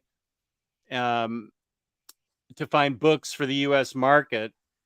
And he lives a very quiet life. And then all of a sudden, by assuming this other person's identity, he gets caught up in a crazy tangle of dead bodies and shooting people and high action, throwing Molotov cocktails at cars and stuff, hallucinating. You really don't know what's real and what is. Yeah. I think that's what gets people. I think maybe they were going into this book hoping for a more straightforward mystery, and that's not what this really is. I think he even said he kind of wrote this after working with Nicholas Winding Refn, who did Drive and a bunch of other movies, and he's very atmospheric and not as logical as Brubaker. I just kind of went with it. I really thought the premise was interesting, and maybe because I'm in my 30s, and sometimes when you're married and have kids, you wonder like, what would life be if you did something else? I don't want to do that, but you do wonder like, what if I got to do this or live this kind of life? It's a book about what could have been. Yeah. What could have been if I had followed my dreams or if I had done that thing that I always wanted to do. I would say this book is very much like a Jekyll and Hyde story. It's about the fact that we don't really even know who we are on the inside. Right. And the book makes that point. Like people always say, "Oh, well, you don't know me. I know who I am." You really don't. Like no one knows you less than you know yourself because you always surprise yourself. Right. And things about you didn't know existed, and there's places you can go to you never thought were possible. I thought that was interesting, just from as a minister from a theological perspective, understanding that we can never really know ourselves fully because we're that broken on the inside. I just thought that was really interesting. Yeah, and I didn't dislike it by any means. Because I actually liked it a lot. And I'm gonna proudly put it with my Brubaker stuff, and I'll be rereading it. I just felt like it wasn't his strongest effort. Certainly nothing wrong with the art. It's all Sean Phillips' great art. But yeah, in the end, I just don't think it was his strongest effort. I liked it a lot, though. I hate that we rate books, but I'll go ahead and give it 8 out of 10 stars. Whereas all the Reckless books are 10s out of 10, this was an 8 out of 10 for me. Yeah, it's definitely not one of my top favorites, but I definitely enjoyed it more than like a Fatale. I thought the Fatale was a bit unwieldy and got to be too long. There's some other books. I'm trying to think what else I thought was better, but this is definitely more of like a middle of the pack as opposed to a top front runner. Yeah. Okay. But I'm talking about Brubaker. That's still pretty good. Yeah. I just think people don't give it as much of a chance as it deserves. I feel like on a second reread, I think people would really enjoy it more. Because I know I did the second time I read it. I've been reading a collection. I don't know if you've read this one yet, but I've been reading Miss Tree, Skeleton in the Closet. Isn't it great? I'm almost done with it. Where's the bookmark? There. I'm almost done with it. She kills people. I love it. Oh yeah, she definitely kills and asks questions later. I love Max Allan Collins. His novels, I didn't read novels anymore, but his novels are great. Miss Tree is a lot of fun, and you really see how much crime comics today owe to Miss Tree. Like this was like this started in the kind of the 70s, I think, early 70s, mid 70s. Yeah. You can definitely see how Stumptown comes out of this. You can definitely see how a lot of Brubaker stuff is influenced by it. You can just totally see how a lot of crime comics today owe a tip of the hat to Miss Tree. Yeah, she totally kicks ass and takes names. She's afraid of no one. She will just plow through. She will ask questions. She investigates. And at the end, if the bad guy is really a bad guy, boom, she will take him out. No questions asked. Is the Satanic Cult one in that book? Yeah, there is a guy. Let's see where that is. There's definitely there's a homophobic arc. That's the skeleton in the closet. Oh yeah, it started out with the death cult, the Satanic Cult, where she kills the guy. I love that story. It was awesome. Yeah, it started. I think that's how it started out. She's got a well, there are lessons learned by her stepson. Her husband died, and she ended up stuck with this stepson, who has a lot of growing up to do. And there was a couple of issues about homophobia where the kid learns his lesson and there's a lot of homophobic slurs thrown around. But it gets much deeper than that because it goes, that's like the surface plot. And then the underlying plot is, the mystery that's really involved. But the kid learns his lesson, that we all need to be treated equally. And he's a bit of a mess, but she helps straighten him out. Yeah, some of the stories might seem outdated to us in 2023, but this is pretty cutting edge stuff. And some of these books were in DC Quarterly issues, and that's the stuff they're able to get away with. Yeah, impressive back then. Yeah, I am looking forward to reading. Let's see. I think I just got one, and I'm getting another one. I think it's on like back order or something. Oh, this was one. Oh, there was a really good one where the house was haunted, and it was there was an evil. They were going to do is okay. Wait. They were going to create like there was a haunted house because of the murders that happened in the house, and they wanted the businessman wanted to make it like a house of horrors and charge admission and stuff. And so he hired Miss Tree and her hook-handed assistant and like a seance reader and a psychic to go in and see if there was really and a ghost hunter with a camera to go in and spend the night with the door locked and see if they could find anything. And, like a bunch of murders happen in it. And it got pretty creepy. I thought it was interesting. Are you at the Vietnam one yet? Where it deals with some Vietnam, Viet Cong stuff? Actually, I think that's the one I'm reading next. Okay, that one's really interesting too. I mean, they're all really good. Yeah, does that involve the guy with the hook hand because he lost it in Vietnam, right? Right. Yeah, and then that reminds me. Again, this is so random. But you know how like a lot of times like in textbooks, like especially like back when well, maybe not for you when you were a kid, but back in the 90s, they would have textbooks with like to be like inclusive and have different types of kids.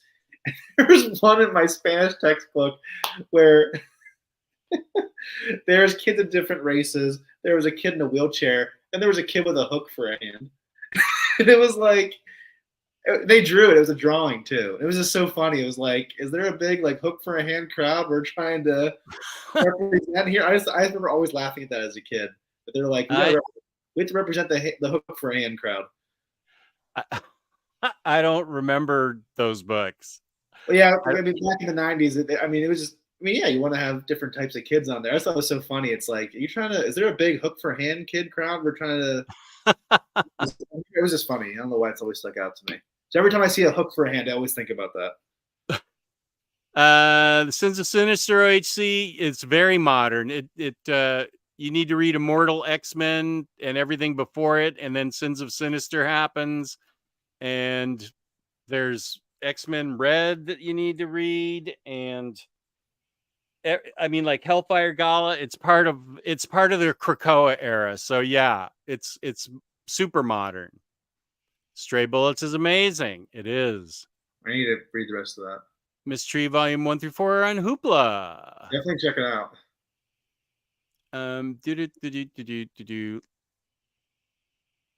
Lots of hook-handed people in Pittsburgh, apparently. Apparently.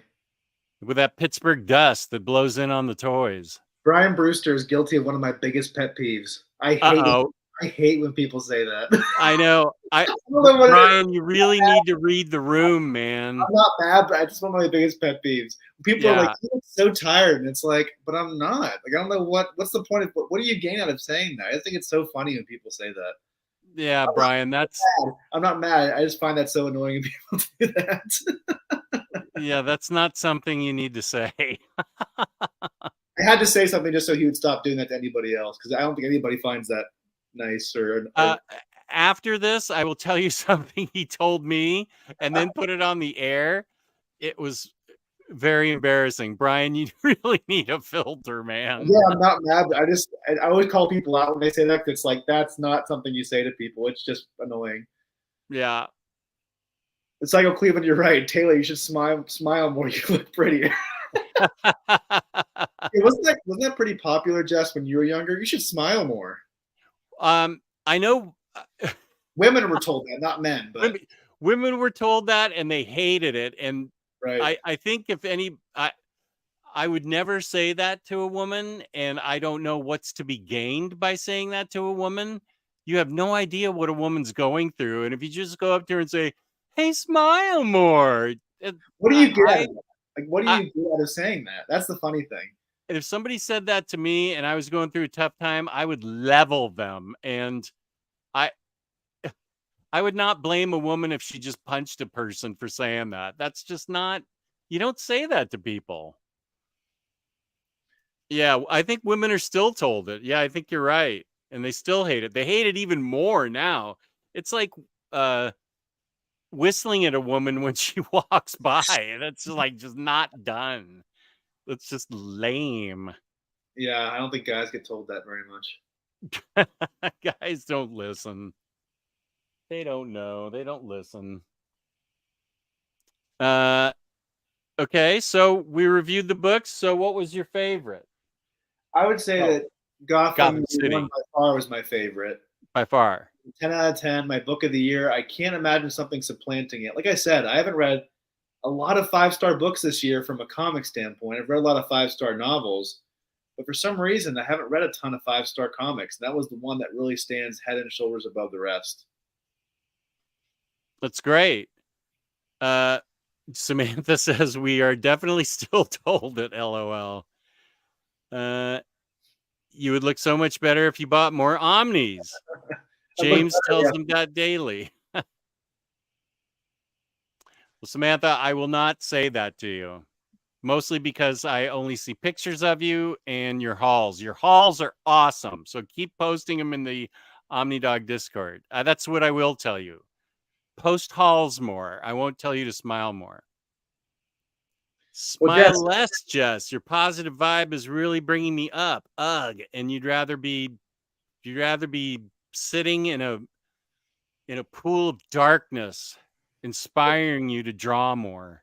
This brings up an interesting topic, Jess, because it's actually funny that we're talking about pet peeves. That's how I'm opening up my sermon tomorrow, talking about pet peeves that we all have. And as an observer of the human condition, I find it fascinating what annoys people. Because we're all so different, have different things that annoy us. It's like, what would you say is like your biggest pet peeve? Something that just really annoys you that maybe doesn't annoy everybody. You're asking me? I'm asking you because I know you probably have a lot of them.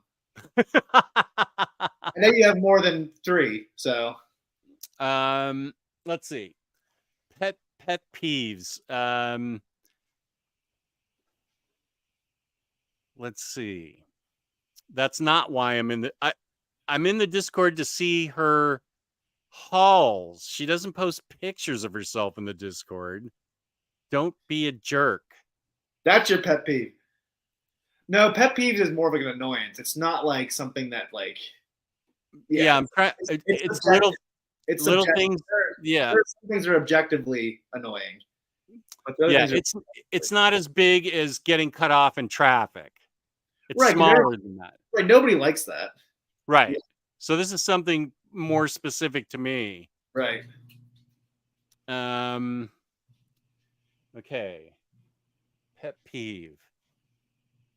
Gosh, so many things annoy me. That's why I was curious, Jess. I should have a complete list. Huh.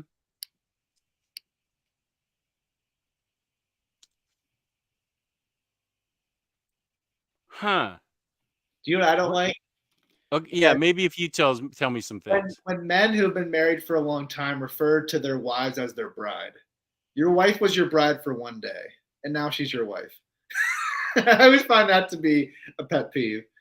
Oh, well, my wife has a pet peeve when I introduce her as my first wife. I don't do that. Let's see, pet peeves. Freaking frick. Well,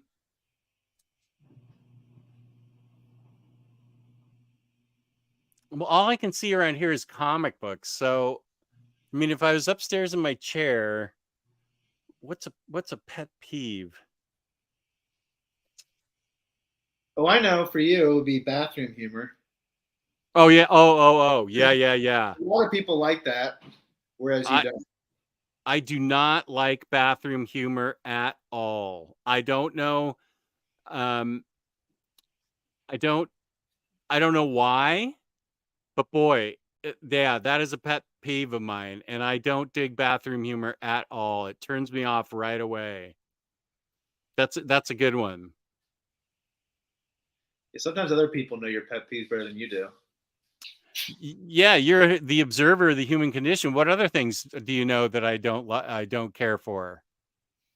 We've known each other since like 2018. That's a big one. I would say that's probably the biggest one. Yeah. Miriam says excessive use of my fiance is a pet peeve of mine. Haha. Jess, I'm not a bathroom human person either. Ew. Yay, Miriam. YP is here. Oh, and Next Imaginaut has something to say. Omnidog 1 out of 2. The "you should smile more, just give me a smile" line falls under the category of what's been toxic positivity, which is a form of social coercion ranging from intentional abuse to secondary victimization, i.e., secondary abuse, to everyday garden variety assholery, whether intentional or gendered. Well said. No, Omar's not a pet peeve of mine. I know that people have already said, James already said, just how about every time Very Fine Condition talks when you're trying to talk? Omar has a lot to say. It doesn't bother me that much.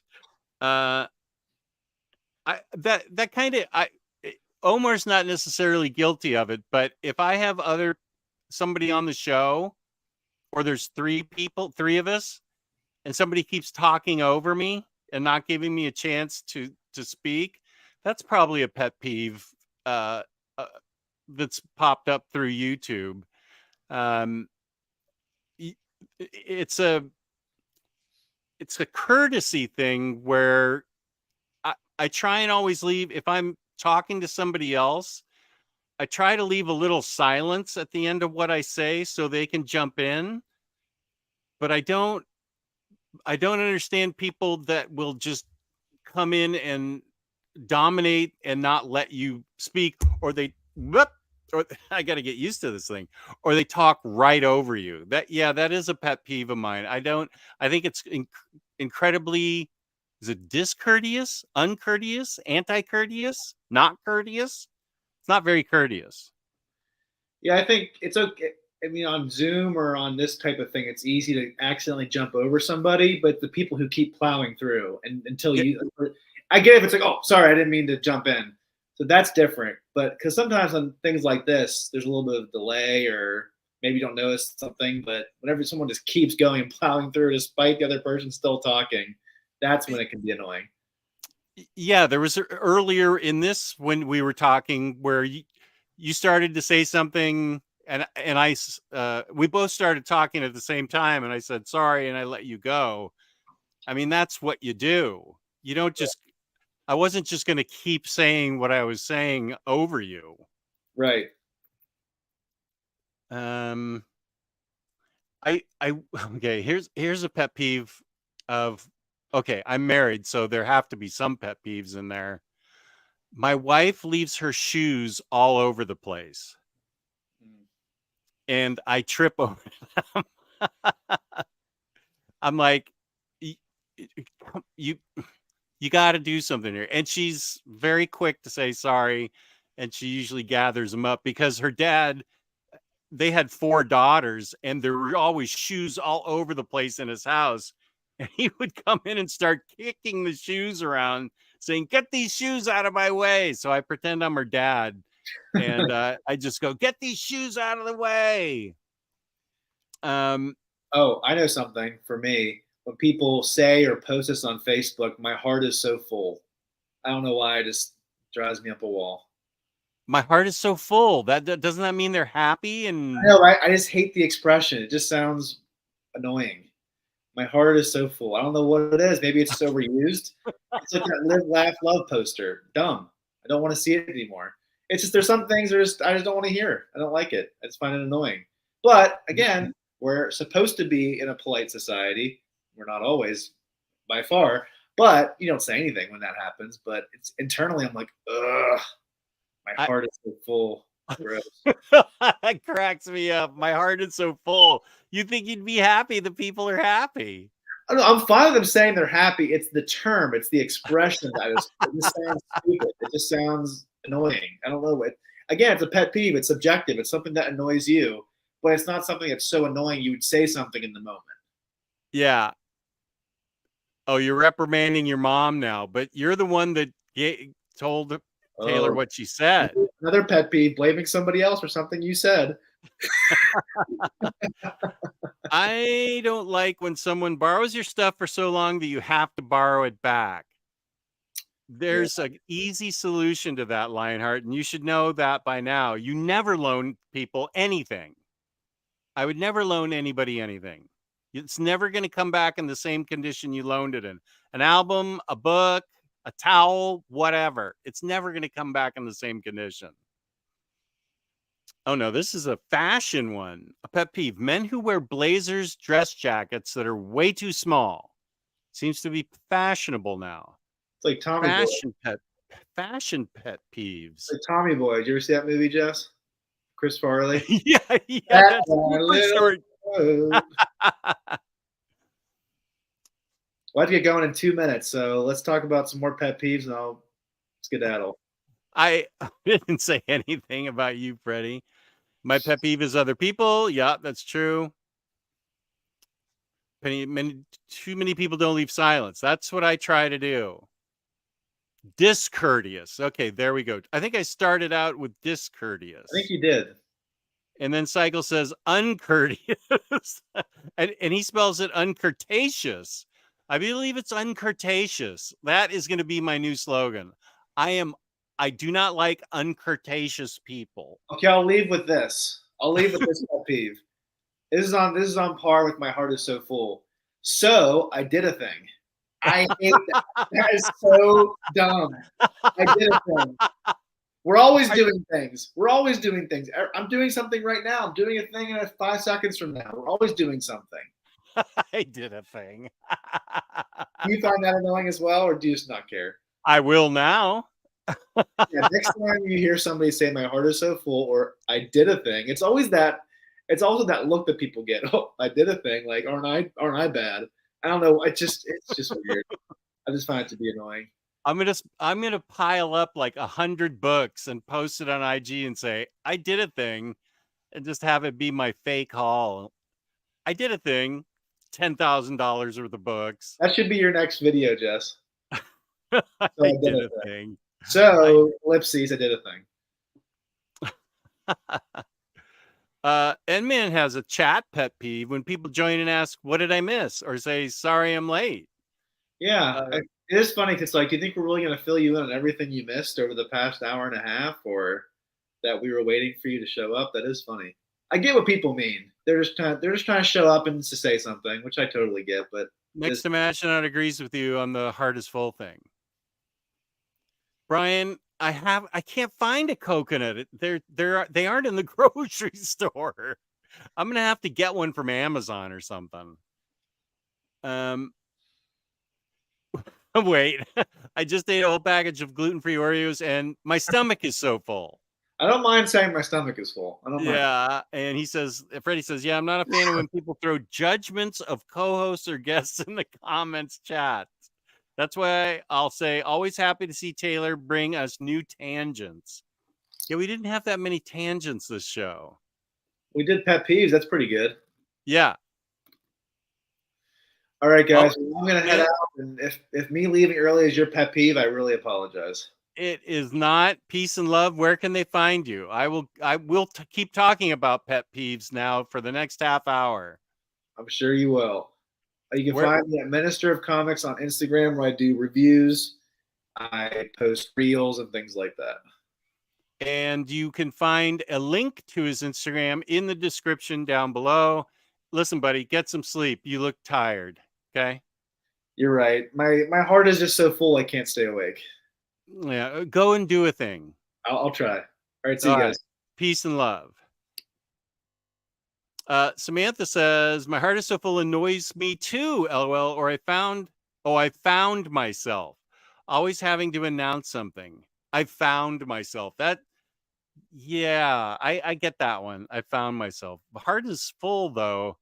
I have a feeling my wife says that because that's a pet peeve of mine. She's always freaking happy. How is that chick so happy?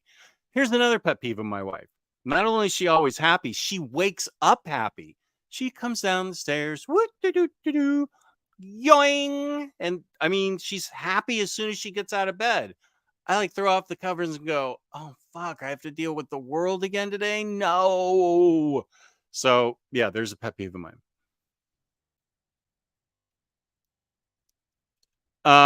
Cycle doesn't like an unnecessary so to begin a sentence. And this is back on the giving things to people, unless they have never seen, used, read. One of my film professors still has a movie I lent him, and his whole family has seen it minus him, LOL. We traded movies, and I actually returned his. So, Cycle, is this bad for you? How about, can I ask you a question? Yeah. Yeah, my fake call just to upset Tyler. Yeah, I thought that too. I did a thing. Usually the picture that follows it is like eggs on the floor or something. Agreed, Jess. My mother gave me this advice. Buy your own stuff. That way you don't have to ask anyone for stuff. Did your mom use the word shit? Your mother's awesome. Good night, Minister. Maybe if you got more sleep, he'd smile more. I lost myself again. Ha, Taylor gets it, but it annoys me. Say something else. She's happy because she's married to the one and only Omnidog. She actually is happy about that. I don't get it. I would not be happy married to me. I don't even like being me. And somehow she has stuck with me and digs me. I can't explain it. I don't know why. So I can be on for another half an hour if you want. If you have anything to talk about, bring up a topic. We can talk tangents. I just watched King of the Hill for 4 straight episodes. That's binging for me. It put me in a better mood. They were actually King of the Hills that I hadn't seen yet. And I thought I had seen them all. I want to do a big X-Men read through.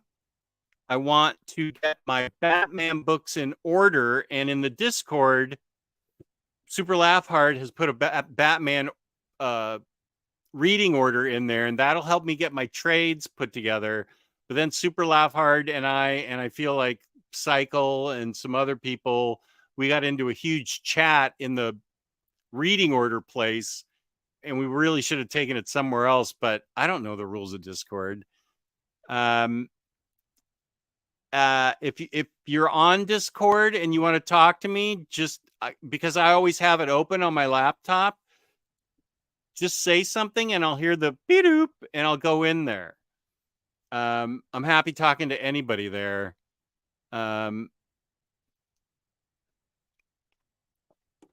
Excuse me, I'm getting dry. LOL, yes, she does, Jess. Good for her. Jess, have you watched Ahsoka? I have not, because I have not. Those could be next, actually, because I can binge Harley pretty much whenever I want. But Freddie has sent me the spreadsheet of the Rebels and Clone Wars. It's very short. I don't think it's more than 12 episodes of the Ahsoka episodes in those 2 shows to get me ready to see Ahsoka. I want to see Ahsoka because she was so badass in Star Wars, whatever it was, Mandalorian season 1, 2, 3, 12, Book of Baba O'Reilly, whatever she was in. I definitely want to see it. You are not going to see a review of that because I would not be very kind. There are rumors that Organic Price Books, and I don't know if this is actually happening, but Organic Price Books, code Omnidog for $2 off.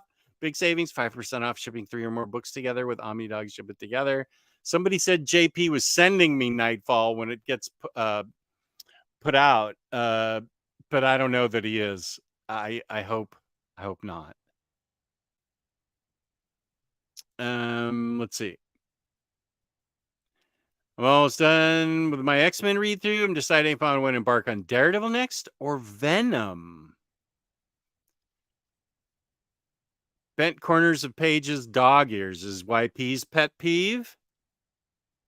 You make the rules, Jess. It's your Discord. It's actually Cycle Cleveland's Discord, and he put my name on it. Ready for the 2028 Clone Wars Rebels binge. I'm going to prove you wrong, but that's not a promise.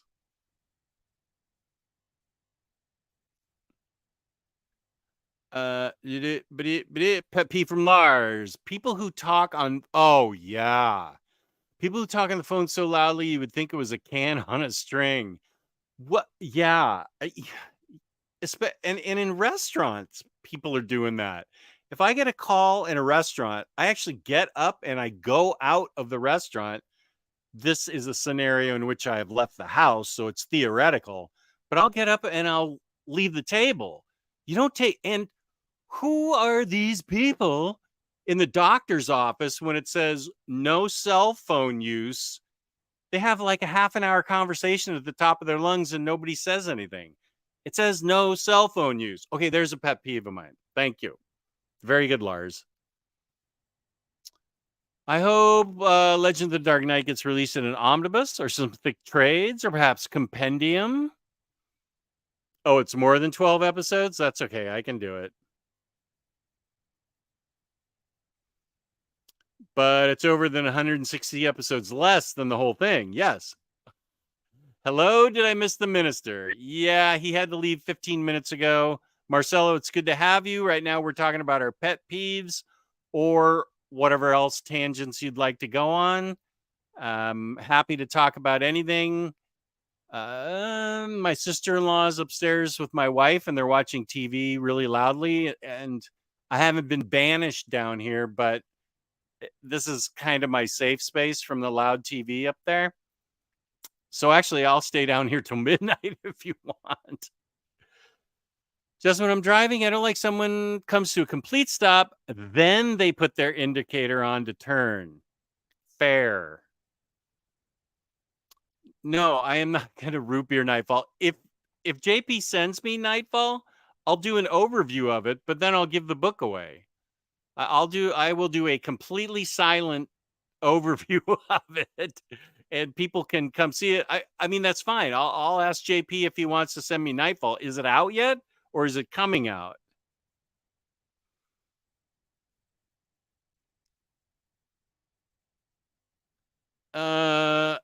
I don't know how to use that power cycle. It's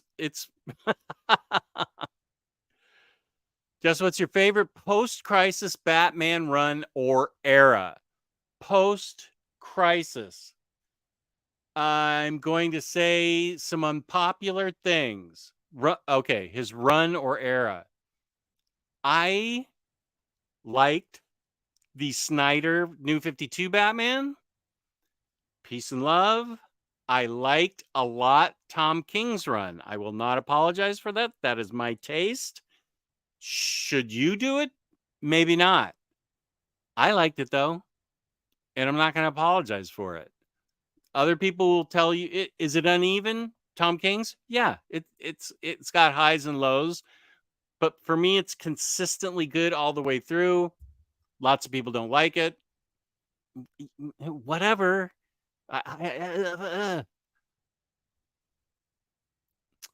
Are you reading Dawn of X era to the most recent trades? I've read all of Dawn of X. I've read House of X, Powers of 10, and X. Where I've stopped is X of Swords. I read X of Swords, which I loved, by the way. So I need to read from X of Swords on, and I believe that is Trial of X. And then I think there's some hardcover collections that I got anyway of some of my favorite stories. So I think they're sprinkled through. Then there's Reign of X. Oh no, I'm sorry. Reign of X starts, and then comes Trials of X. And I've got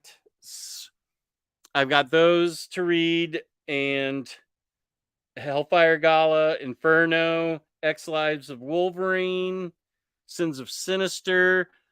But there's also Immortal X-Men, which has not come out in trade yet. There's also X-Men Red, 2 volumes that I need to read. There's Legion of X. There's some other X books. I like those anthologies, so I'm not going to have a problem reading through those. I really like Dawn of X and YP. I did a whole, boy, this feels like it was 2019 that I did it. But I don't remember. Maybe I don't.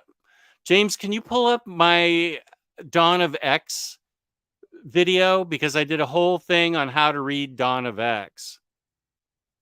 But that's my plan, is to start after X of Swords. Samantha says to Matthew, read Daredevil, my fave character ever. Well, there's always signs in there that says they don't appreciate cell phones because people talk so loud on them. I pull my cell phone out and I played solitaire on it. They don't bother that. They don't bother with that. 2 people said this. Who are these people? Matthew, I'd recommend Daredevil. Jess, you remember the Casey, you know what I hate routine from Stern? Yes, I do. I cannot see why DC has not published any big collections. I agree. Legends of the Dark Knight. So many good short stories and brilliant creators. You are correct.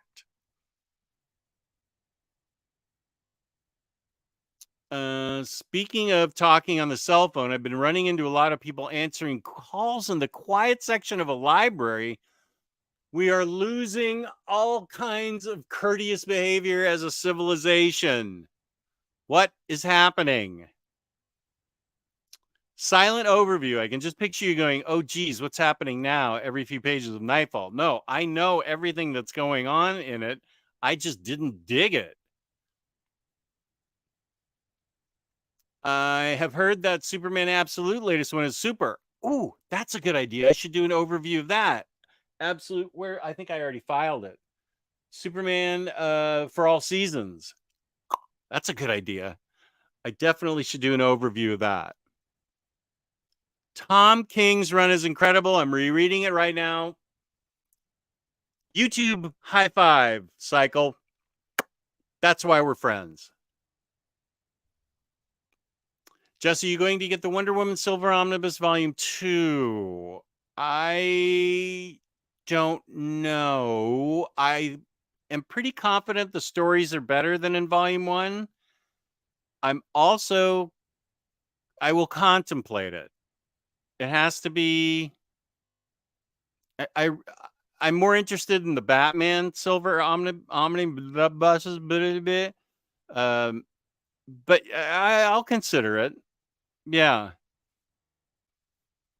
Is Sins Past a pet peeve? Am I doing this right? No, Sins Past is an atrocity, a travesty, a ruination of a dead woman's reputation. It is awful. No, pet peeve is smaller than that, Freddie. Sins Past is a comic book atrocity. You need to think a little smaller, like people not covering their mouth when they sneeze. That's a pet peeve. Marcelo says, I really enjoyed From Contagion all the way to New Gotham. Right. I remember reading those in that includes No Man's Land and stuff, right, Marcelo? Because I remember reading those in singles. Those were good. Just the other day, I stuck up for an older couple in a restaurant because they said something to a group of young teenagers because the teenagers were being rude in front of kids. What'd you say? Did you beat them up? What did you say? I can't. Good for you, Lionheart. That's what we need. More courteous people who aren't being uncourteous, as Cycle said. Yes, I have. I enjoyed it all. Phantom Stranger. Terry, good question. Thunderbolt Red Omnibus. I'm pretty sure that's going to be coming out. My pet peeve is how hard it is to keep track of X-Books. My X-Men collection needs to be completely revamped. It was in order, as I've said before, and God bless the people that packed my books, but they packed them all out of order. So now they're just up on a bookshelf. I need to find, because I haven't talked to him in ages, but from Germany, Patrick Kinderwarter sent me a list of how everything should be chronologically done on my shelf. I may need to go to Crushing Crisis site. I should have Crushing Crisis on, and live we will redo my books. Would anyone watch that? All I need is 2 people that say they would watch that. Then I do it. Omnidog's New Reader's Guide to X-Men Dawn of X. Oh, 2021. Peace and love. Thank you. I think Morrison, Snyder, King runs in a row are all great. I need to catch up on stuff after. I agree with you, Dr. Elevator. The Needle Drop did a review recently where I don't know who Needle Drop is. That's a cool name, but I don't know what that is. Wait, News Spooey, where did you? Oh, you're just saying you appear. News Spooey appears. Samantha's talking to Marcelo. Those are some of my fave stories too. New Gotham was awesome. Travis Gilmer, haven't seen you in a while. Oh, I got a pet peeve. A coworker always ends his sentences with, and it's so annoying. Like, just use a freaking period. Oh, with ... And it's so annoying. Like, just use a freaking period. That's an email complaint, it sounds like. Ranking the Tom King series I have read: Batwoman, Catwoman, Rorschach, Strange Adventures, Sheriff of Babylon, and Mr. Miracle least. But you like Batwoman, Catwoman the best. Interesting. Rucka, Batman in No Man's Land in a New Gotham, and Murderer Fugitive is awesome. You nailed it, Dr. Elevator. That is really good reading. Okay, just a sec.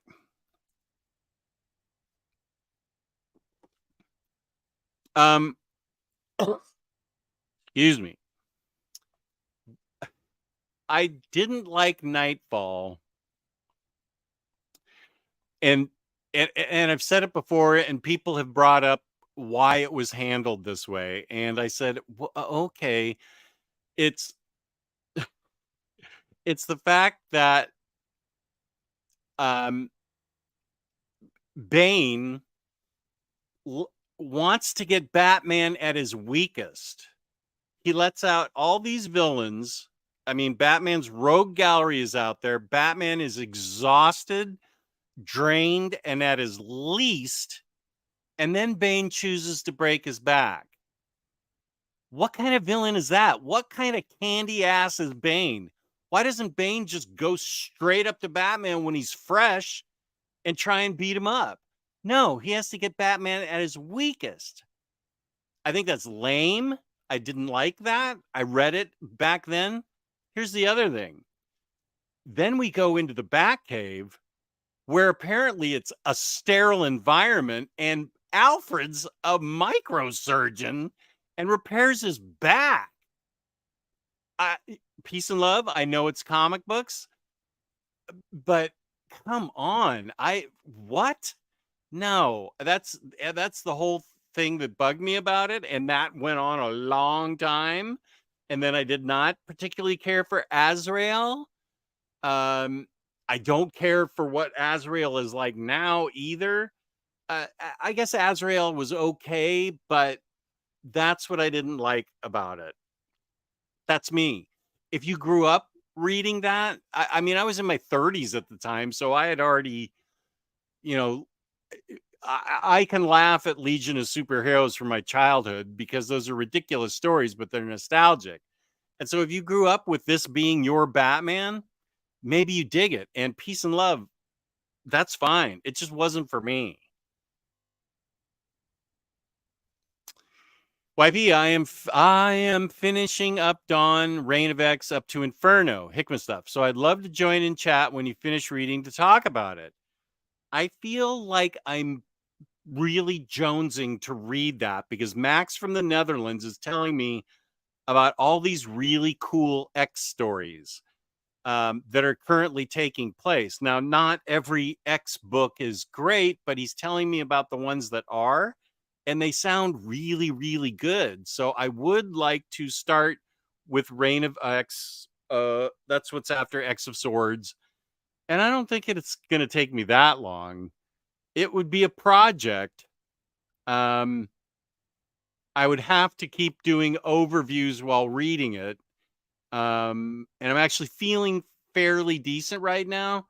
I should do an overview of Superman for All Seasons, Absolute, and Batman Adventures, and a couple other things. Maybe I should just drop everything I'm reading and start with X-Men.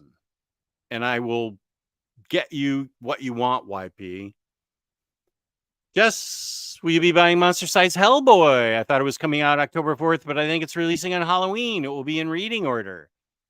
I have the library editions of Hellboy, so I'm sticking with those. If you don't have those, this Monster Size Hellboy sounds amazing. If I did not have the library editions already, I would go, and I understand what you're talking about with reading order. I would totally be buying Monster Size Hellboy. It sounds awesome. Batman Contagion and Legacy was fantastic.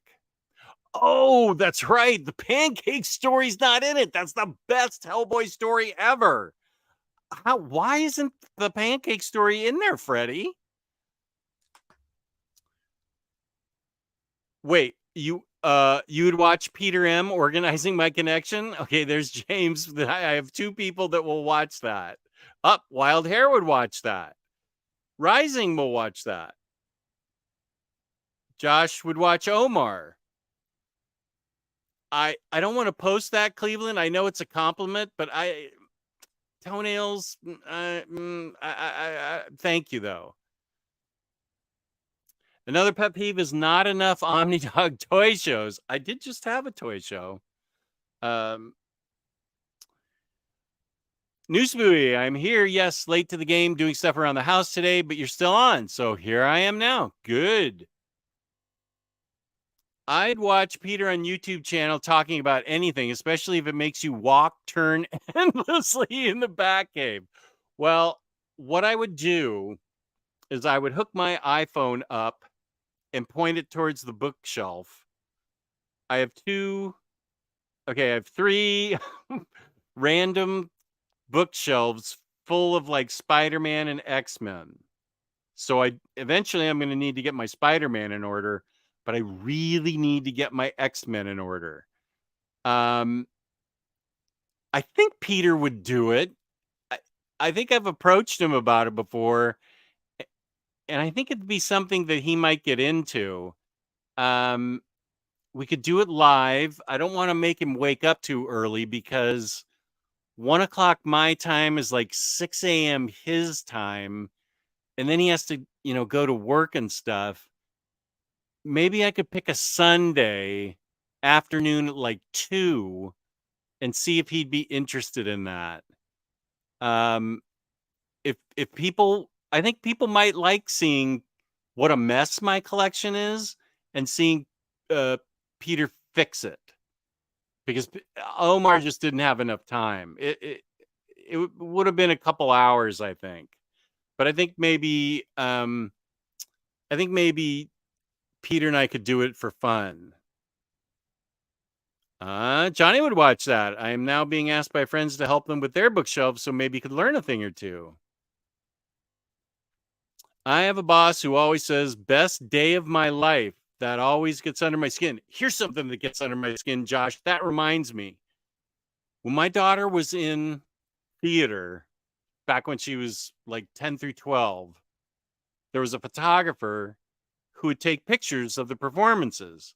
And if you wanted those pics, you had to go to his house in the neighborhood to buy them. And every time I'd call him, I'd say, hey, blah, blah, blah, how you doing? He would always say, so good, I can't stand it. What the hell is that? So good, I can't stand it. That's 10 seconds of hi, I'm fine. Instead, so good, I can't stand it. What do you mean you can't stand it? That was a huge pet peeve of mine. Lionheart, I just told the young teenagers to have some respect for yourself and for other people in the restaurant. They behaved after I said what I said. They apologized to the older couple. You're like Batman, Lionheart. Wow. That's awesome. I have a new respect for you. Seriously, that's amazing. That's a superhero move. Samantha wants more toy shows. Okay, well, I know after October 15th, SSD Toys it's tax season, late tax season for the people who postpone filing their taxes. So after October 15th, I should have Tyler back, and that will help. And Omar always seems to have toys to open. So I will definitely try to do more toy shows. Newsbuoy, what have been the topics of discussion tonight? I will show you. And don't let anybody let this be their pet peeve. Newsbuoy's a good viewer. We discussed Night Fever. We discussed The Good Asian. And we discussed Gotham City Year 1. And then we had a small discussion of the Ms. Tree books. And then we ended with the minister talking about his pet peeves. And now we've moved into more toy shows and X-Men read-throughs and organizations. Oh, Freddie Alonso, that is in the short stories books. Maybe that will be released in that huge size one day. I feel like it's in library edition 1 or 2. That is the single best Hellboy story ever. Ever. The older couple looked at me and said, "Thank you." That's brave, Lionheart. Seriously, you have a lion heart. You are Linus the Lion-Hearted. I won't lie, that sounds like the smartest villain. Wait, what were we talking about?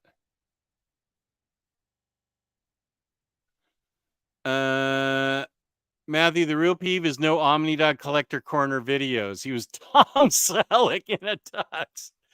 Thank you. There's an issue with those because I can start putting them up again, but and I don't monetize them specifically because the intro music at the time was in the public domain.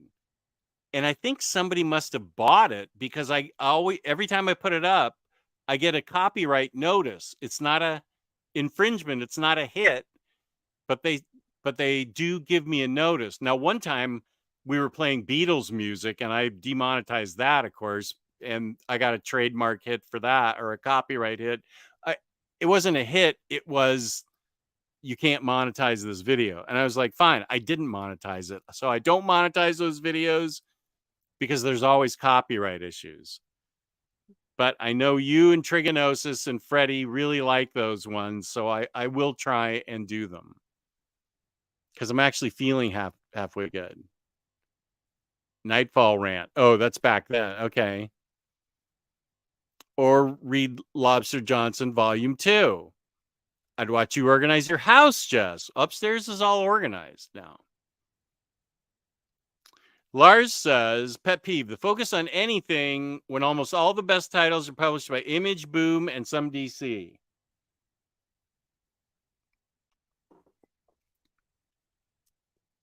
No, he wasn't up for it. It was too much.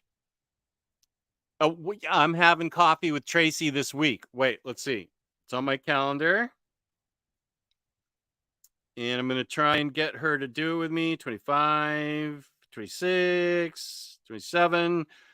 Excuse me. Wednesday, I'm having coffee with Tracy, and we will discuss the Monster Cereal Show. I feel better knowing you have a few segments that are in complete disarray. Jess, you should invite Peter on your show and he can give tips on how he takes care of that. Oh my gosh, he has the most beautiful mane of rock star hair. He really does. It's remarkable. You're right. I'm not suggesting Hellboy anymore. Jess, you remember my problem from late 2021 suggesting that. And yeah. And more recently, someone got mad because the LAs are lint. They are lint magnets. He got mad. Yeah, I remember you. That's right. You suggested it to somebody and they got upset. Can't wait to greet Jess like that one day. Hi, hello. Yeah, so good, can't stand it. Like, you want to die? That is, it's so good, I can't stand it. Well, frick, God, that bugged me. So he was good and he couldn't stand it. I'm so good, I can't stand it. Okay, can I just have my pictures? Here's your money. Yay, toy shows are so fun. Okay. Yeah, right? I feel like Johnson just hearing that. 100% YP. Pet peeve, the focus of anything Marvel. Stories that have been repeating themselves for decades. When the best new titles... Oh, okay, so that's an addendum to your earlier peeve. I appreciate you, Lionheart. I hope somebody sticks up. Maybe I'll stick up for somebody now that I know you stuck up for somebody. That takes courage, man. Omar fun since Jess has no idea what toys he bought. Well, that's also true. Nice. Also, thanks for the recap. You're welcome. I was on a road trip from Samantha. I was on a road trip a few months ago. I watched so many SSD streams, and when I got home, I went out and bought 6 Stormtroopers. I guess I collect Star Wars now. Yeah, it's dangerous watching toy shows, especially SSD. Don't forget about Max for your toy show. I went ahead and I saw some of those thumbnails. Yeah, Max is always invited to my shows because he does buy toys. Um, I saw some of those thumbnails. It's going to be hard to beat 3 Men and a Sentinel like you did, James. That was remarkable. Also, the one of My Spanking Omar that's on my community tab is amazing. Samantha Jane, during Book of Boba Fett, the armorer insulted Bo Katan. I paused and said, hell no, and bought a Bo figure. That's why I have Star Wars figures, LOL. So your thing makes more sense. When I saw Rush in the theater, an older couple sat next to me. Before each event, the husband say something. I asked them to stop. Then they went, oh, this is the big accent. At the end of the movie, okay, wait. Okay, so you saw Rush. Right. Okay, you didn't see the group Rush. You saw a movie Rush. An older couple sat next to me. Before each event, the husband said something. I asked them to stop. Then they went, oh, this is the big accent. At the end of the movie, I got up. The woman grabbed my hand and went, sorry if you thought we were rude. Talking in movie theaters, huge pet peeve. Cell phones in theaters, I want to kill them. Bo-Katan looks so cool, though. I bought a Dr. Aphra figure. Oh, I need a Dr. Aphra figure. Samantha Jane, LOL, just to force you to read one of the best books. Something to look forward to. Oh, yeah. Dr. Aphra is awesome.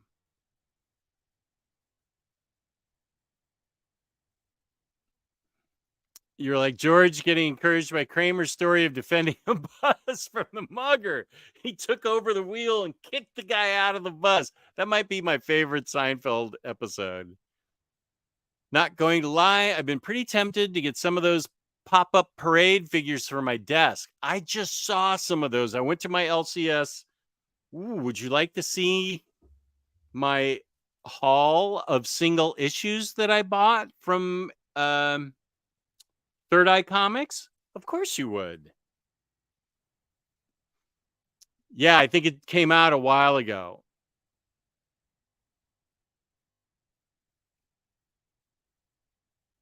I don't know if it's still available. I wasn't sure about the face sculpt. Rush was that race movie with Thor. The whole thing was around his life from the accident. What? The race movie with Thor? Yay for floppy haul. Okay. I went to my LCS and got a bunch of things from the that they had held for me. So the first thing is that the glow in the dark Frank Cho cover. This glows in the dark. That's cool. Then I got a #1 Supergirl, which, as you can see, is signed by Tom King. That's an odd signature, but you know, Tom King lives around here and he goes down to Third Eye a lot because it's just in Annapolis. I love this book, so this was fun. Eric Skywalker, what up? Jess, since you mentioned Rush the band, did you ever see them live? I did. I love your Harley avatar, Skywalker. Saw them live in, let's see. It was in my fraternity. A friend and I went. Pat Travers band opened. It was in Sacramento. We did a lot of a certain chemical compound for that concert continuously through it. I'm going to say that was 79. So I did see Rush. No, you know what I saw was some pop-up Spy X family figures, but they were $45 each. You got to get an Anya, you got to get a Yor, and you got to get a Folger figure. You have to get all three. So they're kind of pricey for me, James. I did see a pop-up of Ein and Ed. And I love those two characters, but I decided not to.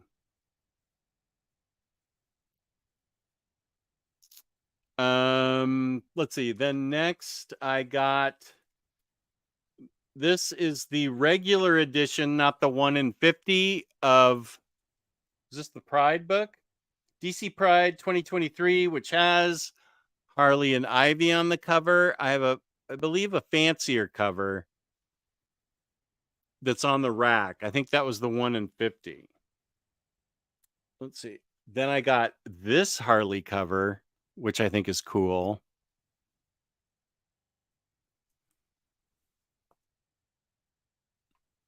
I don't spend $100 for action figures. I don't buy action figures anymore, so I'm not going to do that. Oh, here's Chris Baga. What up, Chris? My buddy. Jess, what is your favorite Harley Quinn single issue? Can't say Mad Love. Single issue. One issue? I don't. Single issue. I don't.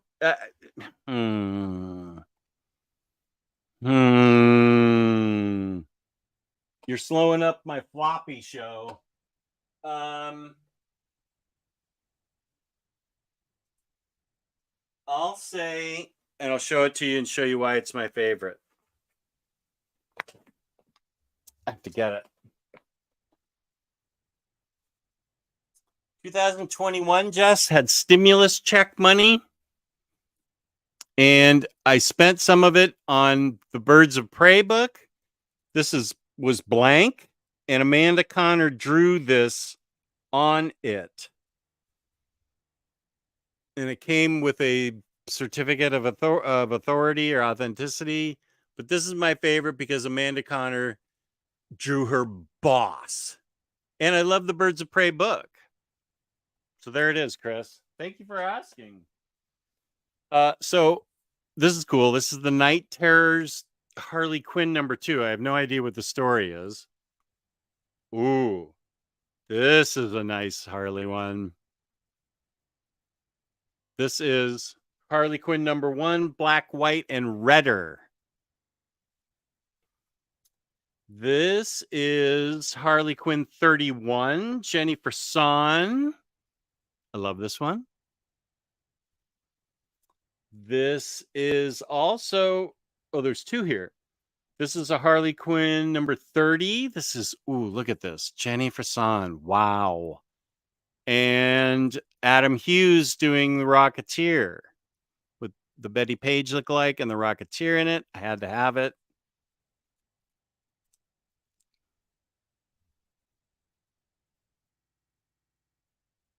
I know that I am in a minority here, but I have no interest in figures. Still loved your latest Jester's Toy Box stream. That's cool. I'm glad you enjoyed it. I had a mission failure on my trip to the LCS looking for the Ji Young Lee Spider-Gwen annual. Oh, I bet that looks great. I like this one too. Harley Quinn, black, white, and redder #1. So now I have 2 copies of #1, but that doesn't matter because I bought them for the covers.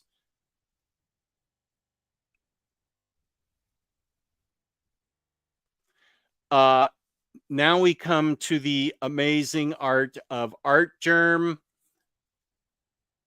Batman and Robin #1. This is an Art Germ. Now check this next one out. I want to read this in the next book. Kelly Thompson's Birds of Prey. Look at Wonder Woman. I mean, that's that's Big Barda. Apologize. The next one's Wonder Woman. I had to get this cover. And wow. It's the Tom King Wonder Woman. I'm actually going to read this and I'm going to read Birds of Prey #1 because They're apparently amazing, according to Trish from my LCS. And then, of course, you can't have a haul without an Adam Hughes Power Girl cover. Gnort's swimsuit illustrated.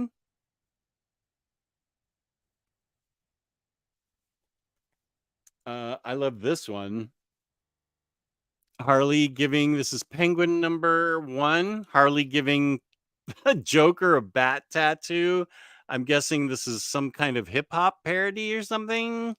Harley's giving him a Straight Outta Gotham penguin tattoo. Is this a parody of a hip hop cover or just Harley fun? Then I believe this is Immortal X-Men 15 variant. I think it's a 1 out of 25. I believe this is he's known as Swabby. This is Emma. I love collecting Emma Frost ones. I'm pretty sure he goes by Swabby. But this went fast, and I'm lucky I got my order in for it.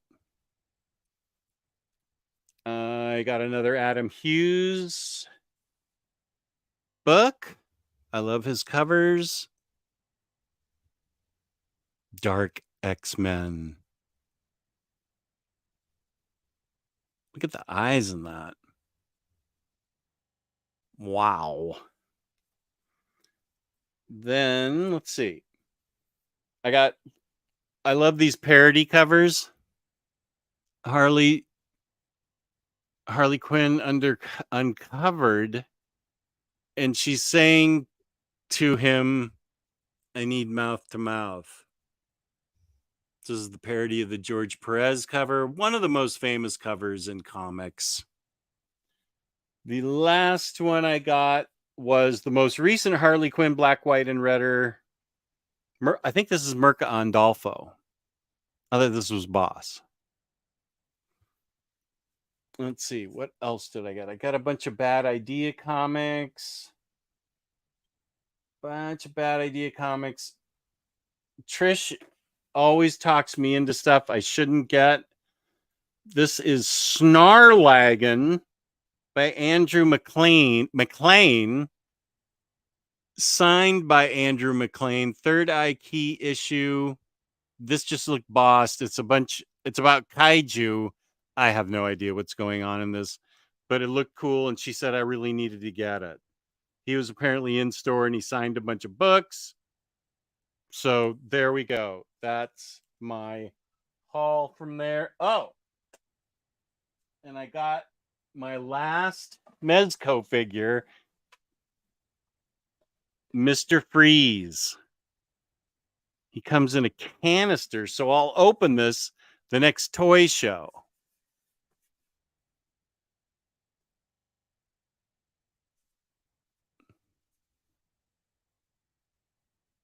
And for some reason, these are extremely cheap. This was like $60, and that's less than Mezco sells them for. I don't know. For Tyler, I got a Conan the Barbarian that was going for like $250 on eBay. I had forgotten I ordered it. It finally came in. It was like $60.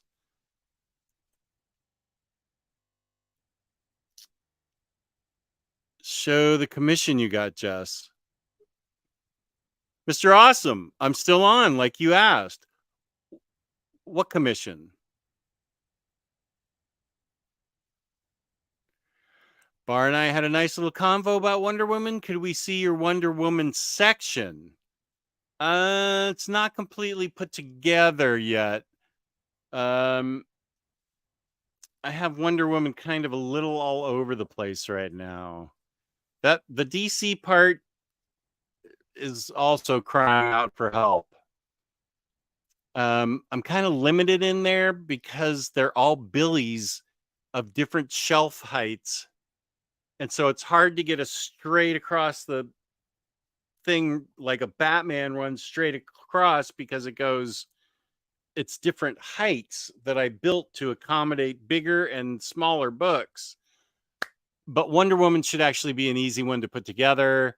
So I'll try and do that. And then I'll post pictures of it in the Discord and on my Instagram.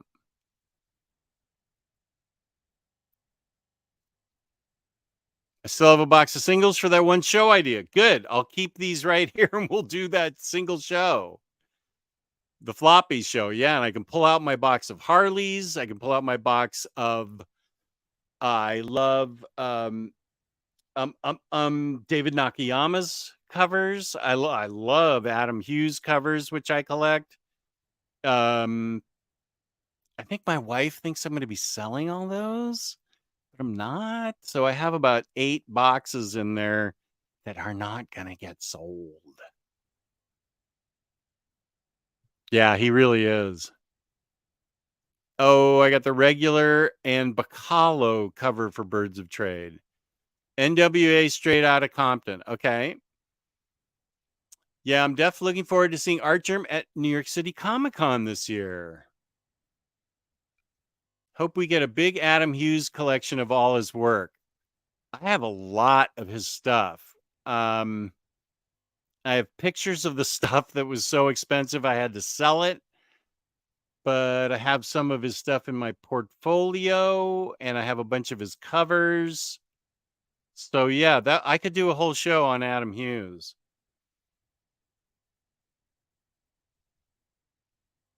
I haven't bought a single issue since 98, 99. No room for those anymore. Mary M.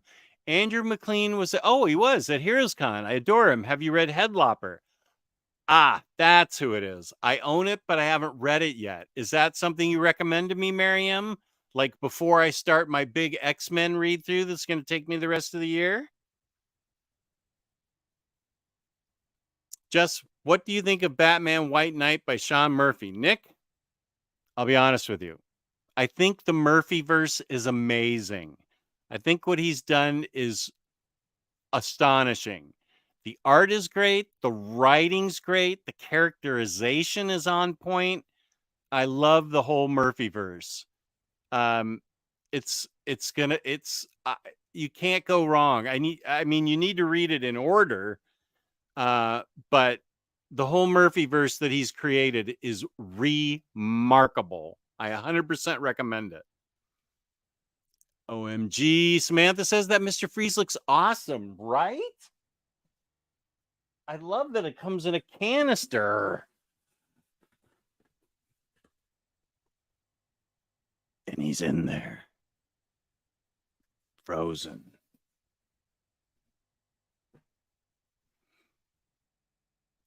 Oh, the one for Harley is your favorite, Chris, but the one you showed was better.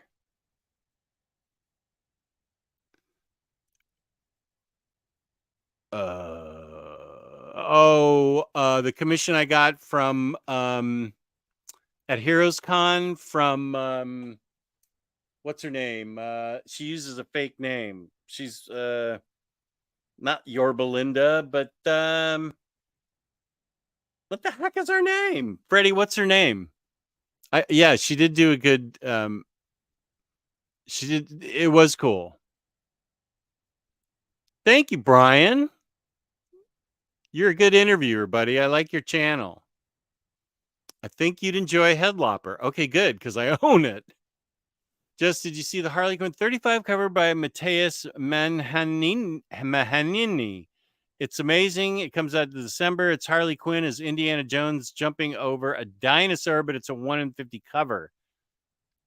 I have a feeling that's probably already sold out from Third Eye. Those things sell out pretty quickly, those variants of popular characters. I can look, though. I love Headlopper. Got the self-published on before Image. First Adam Hughes series I read was Maze Agency, written by Mike W. Barr. Whoa, that goes back. Tula Lote. Thank you, Freddie. Yeah, that's in the Harley box. I have 2 or 3 boxes of Harley covers, and that's in there.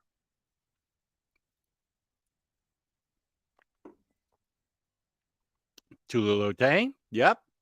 Up, and we are caught up. Where's Barr?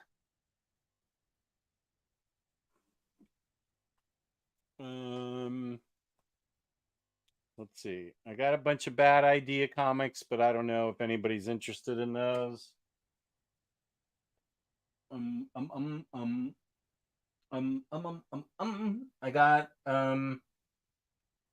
I can show my haul that I got today. You want to see my haul? Okay, I'll show you my haul.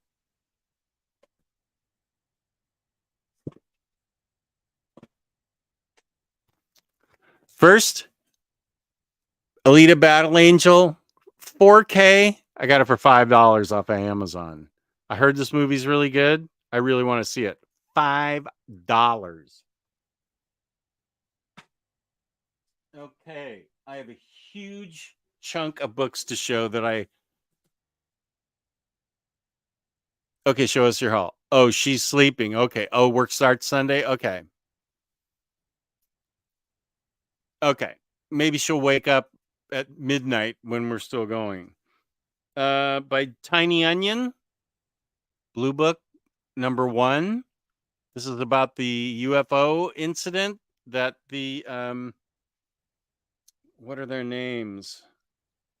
Oh, he doesn't put them here.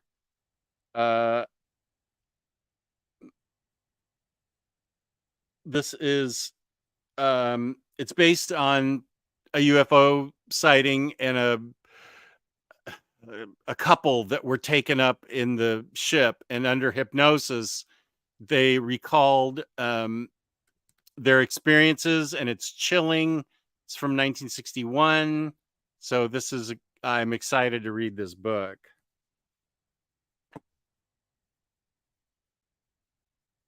I have Blue Book shirt and pin, so I hope I like the book. Omar loved that book. Samantha wants to read Blue Book. Definitely ordering that. Good. Ice Cream Man, Volume 9. James Bond book, Himeros. Himeros is the Greek god of sexual desire and blah, blah, blah, blah, blah, blah, blah. Whatever. It's James Bond from Dynamite. I have Ms. Marvel 1 and 2. I'm sorry. I have Ms. Marvel 1. That was kind of out of print. I had to order from Amazon, and it was that hardcover one I got, which was kind of odd. But then I got volumes 2 and 3 today. So I'm happy about that. Where starships go to die. Somebody talked me into this, or else I think somebody talked me into this. A spacecraft graveyard where rockets and satellites can be safely ditched on the ocean floor. In a near future ravaged by climate change, an African astronaut teams with an Indian shipping magnate to mount a dangerous salvage mission to recover the wreck of humanity's first interstellar starship. But what they find is beyond their worst nightmare. Ooh. World's Finest Book 2. Finest is right. Mark Wade's writing the heck out of this book. And Dan Mora's art is shockingly awesome as usual. Sins of Sinister. Hopefully I'll be reading it this year when I do my X-Men read through. Since I'm showing you hauls and stuff, I'll show you my random things that I got recently. Okay. Oh, I didn't pull those out of the wrapper yet. GCPD, The Blue Wall. Here's the book everybody was talking to me about. Batman and the Joker, The Deadly Duo by Mark Silvestri. Everyone's raving about this. So I'm excited to get it. Oh, is that Harley? Woo! That's a reason to get it. Okay, wait. The company that I got this from super go crazy on these trade paperback sealing up in bags. Okay, I think I got it.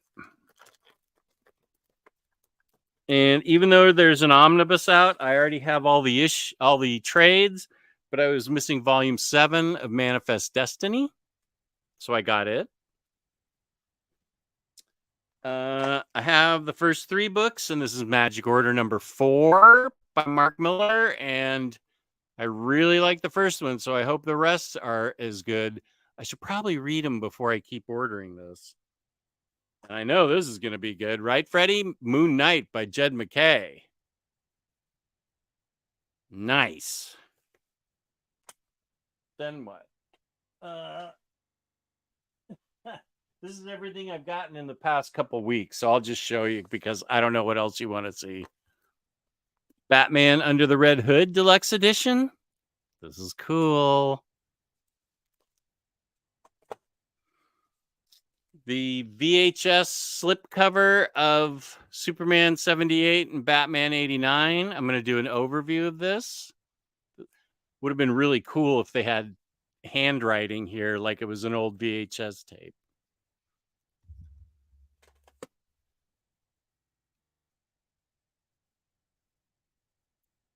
Let's see. The Abduction of Betty and Barney Hill of New Hampshire in 1961. That's Blue Book. Thank you. Stephen got Blue Book in singles and it was really good. No, that's really true. Yeah, James is 100% right. First issue of GCPD was really good. Good. I've only been buying the Spurrier X stuff. Haven't gotten into any of the other Krakoa era books other than Hoxpox. Max is the Marvel guy. Oh, Max is the Marvel guy up to date on MK. Okay. I was a VHS guy, and I did not ever collect laser discs, although I did have friends that did, and I did have my high school girlfriend. They had a Betamax. I bought some of the One Bad Day book, Raish Al Ghul by Tom Taylor.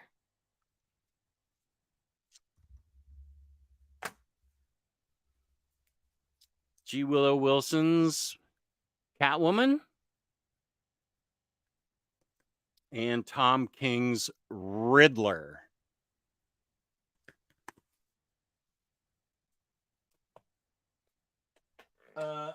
Where's Batman Adventures? The Adventures of Batman. I must have it in the other room to do an overview on because I definitely got it.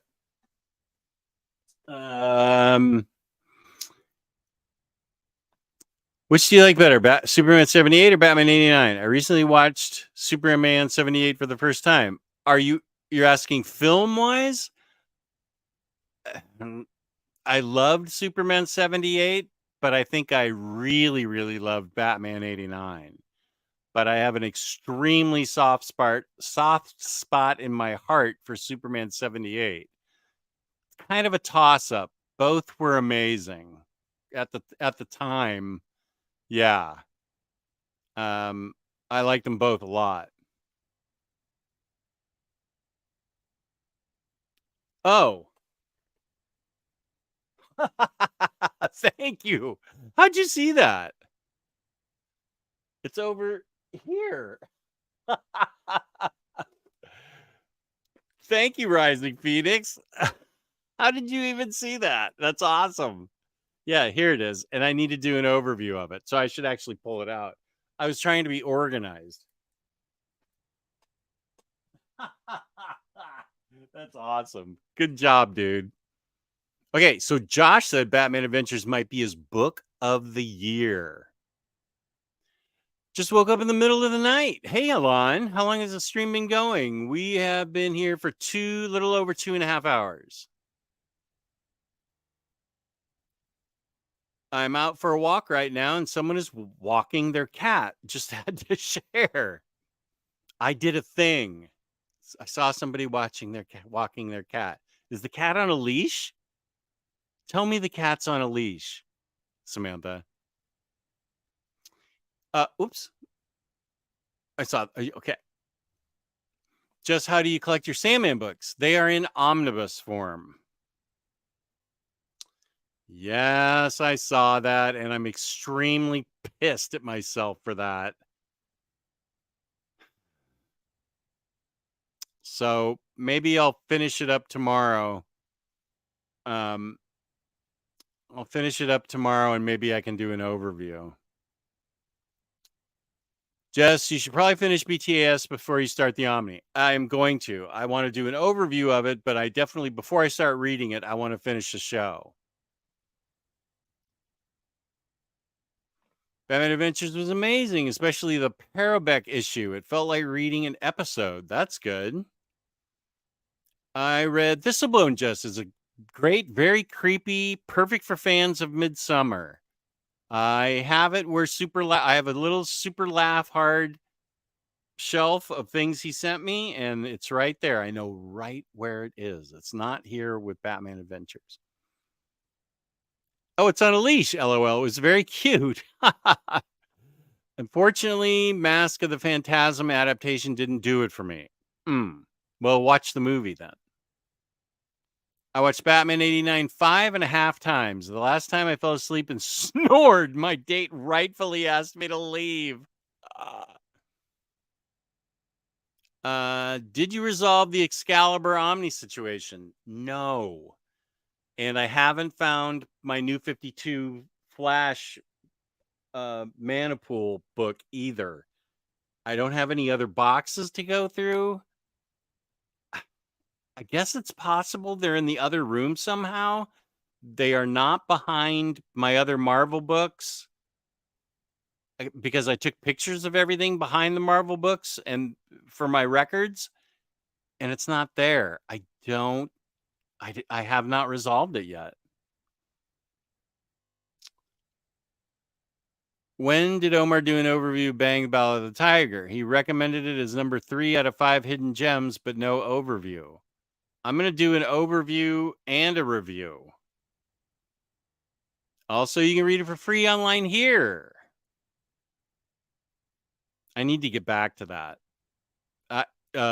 Batman the Animated Series has taken over my iPad, which is where your story is, Josh.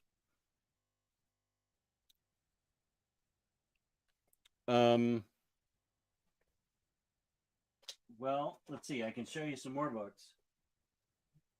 If you want to see my complete haul, this is stuff that hasn't made it to the stack of shame yet. This stuff hasn't made it to the stack of shame. I'm wondering if Jake maybe did something with it, like hid it somewhere. Jess, how about taking us on a tour of your book and maybe we can spot your missing books? Yeah. It was gone before Omar got there. Omar didn't steal it. No.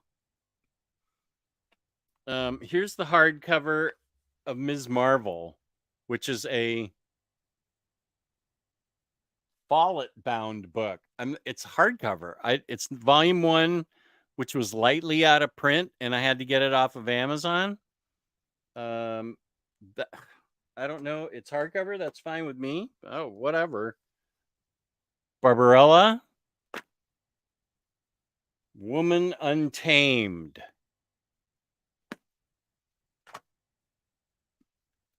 Punisher by Jason Aaron, volume 2. And Gru, Gods Against Gru. I can't believe the guy's 100 years old and he's still putting these out. That's pretty amazing. Does he have an assistant, or is he really doing these himself?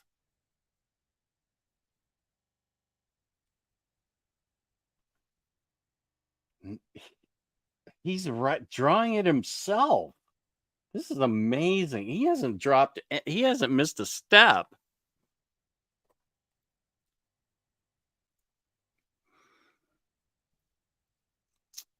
I'm still disappointed the Stumptown HC's never popped up again. I'm at a loss, Freddie. I we went through every possible box. Every possible box was either gone over at the other house, or I went through it here. It never showed up. So I don't know what happened to him.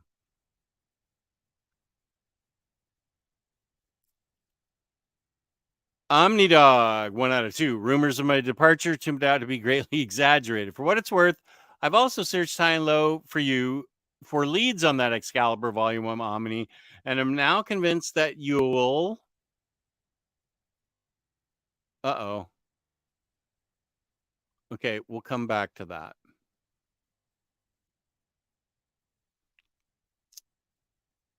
Just, did we ever figure out if the Lieberman issues of Harley were post-crisis canon? I bought the volume back late May, early June. I don't think we ever figured that out. Why not make a stream of your stacks of shame? Okay.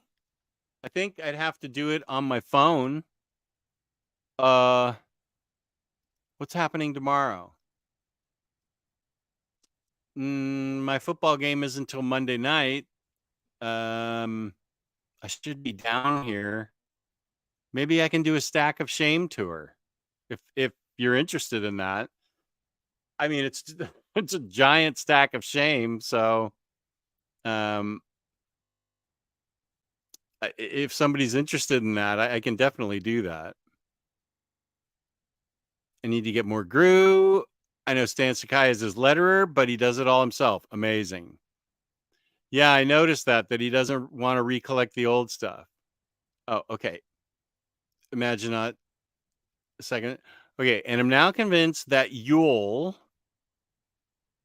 need to cop to either putting out the Omnidog signal for a copy on the Omnibus Collectors Indie buy and sell Discord threads, or settle for a D-header copy. I think it was on the anniversary show for Omnibros that I went back to when it was released in November of 2017, and it showed that I bought it. I genuinely want to read it. I don't know where it could be. It's really puzzling. You ever read Sergio Aragonés Destroys the DC Universe? It's great. No, I haven't. He did a Marvel one, but I never had that one. Elon says, you'll be glad to hear that Barr has given me a reading order for Harley Quinn after I enjoyed Harleen, currently working through the Carl Kessel run. That's a reading order that we need to post in the Discord. Elon, we should have her post that in the Discord.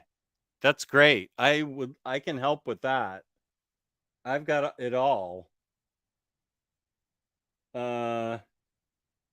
It's not all, it's by format on this shelf. It's not chronological, this shelf.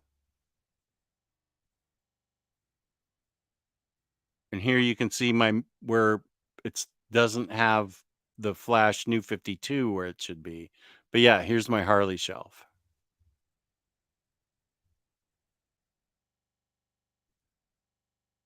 Did you check if you sold it on eBay or the Facebook group? I wanted to read it. So Gerard, I don't think I would want to sell it. And I have volume 2, which I think shows that I really wanted to read both, which puzzles me that volume 1's not down here. Thank you. That'd be good to have in there. Yeah, I'm unsure if it could have been part of your X Purge. No, the X Purge was all that 90s stuff. All that hard to find stuff like Bishop's Crossing, things like that, Extinction Agenda. Those were all things I just did not want to read or had read somewhere else and was just like, enough is enough. I felt like it was all 90s, specifically X-Men stuff and not Excalibur. I don't know why I would have sold Excalibur.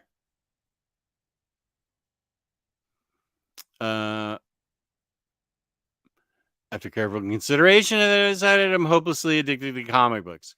Good. Welcome to the club. I've been looking for my Maximum Carnage trade for the last 3 months, and my collection is way smaller than yours. Omnidog, it either got lost in the move or is buried somewhere in the vault. Borgesian Babylonian catacombs. I would just buy another copy and resell one if you happen to locate the other. It's not going for super inflated prices, right? And next Imaginaut, it's like 80 or $100. It's not selling for 250 or something crazy like that.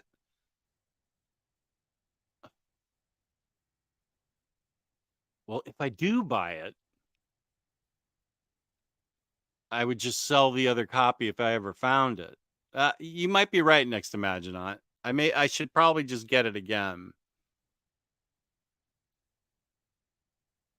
You know, Sergio licensed out Mad for his books. He knew that would increase sales. He was a clever businessman. Oh, November 2020. The DM cover was around past early 2021 into February 2021. Both covers were around until mid 2020. Okay, it was 2020 when I bought it. We found it on my IST order history thingy. Was I using it for a speaker stand? No. That's a fair question, though. That started out with New Warriors and a few other books that were just hanging around that I haven't at the time that I hadn't shelved, but I've shelved everything since then, and I have legit speakers now, speaker stands. Next Imagine, I'll wait until you have finished your thought, and then I will put you up. Aragonus had a scene with a Legion tryout, and one was Cheryl Ladd. Hey, here's Farhan. How are you doing, buddy? Hope you're feeling well and doing good there. Peace and love. Peace and love to our Malaysian contingent. Good to see you, Farhan. Always good to see you. Okay, next Imaginaut has completed his thought. 1 out of 2. That Excalibur material is so choice that it's a crime for it not to live in your library, and will probably take another 2 to 3 years minimum to see reprinted, in which time its value will appreciate considerably, and starting by the time volume 3 drops next year. You make strong points, next Imaginaut. I may have to buy it on air. Let's just see what's happening. Let's go on air. Let's go online on air. Okay, we're going to eBay, search. Nope. Okay, is it Excalibur there? Nope. Ooh, that Gotham City Garage Catwoman statue is too expensive. Excalibur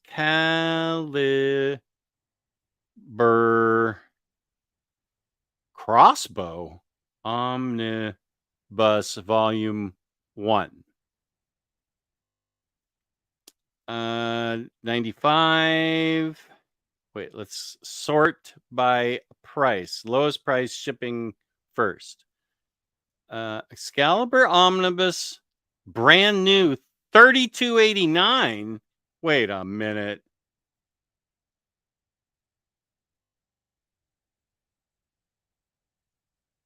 That doesn't look like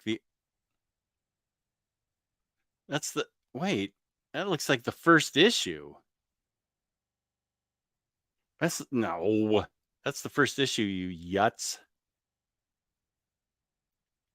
Excalibur Volume 2. Yeah, it's around $95. From D Header.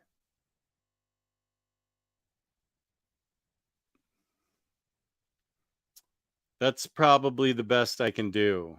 And that's a cool cover. What's the other cover? Yeah. The other cover is cool, but it's a little more expensive. It's a lot more expensive. I just want to read it. Excalibur 1, buy it now for $125. Get the hell out of here. Okay, so I may be going to D header.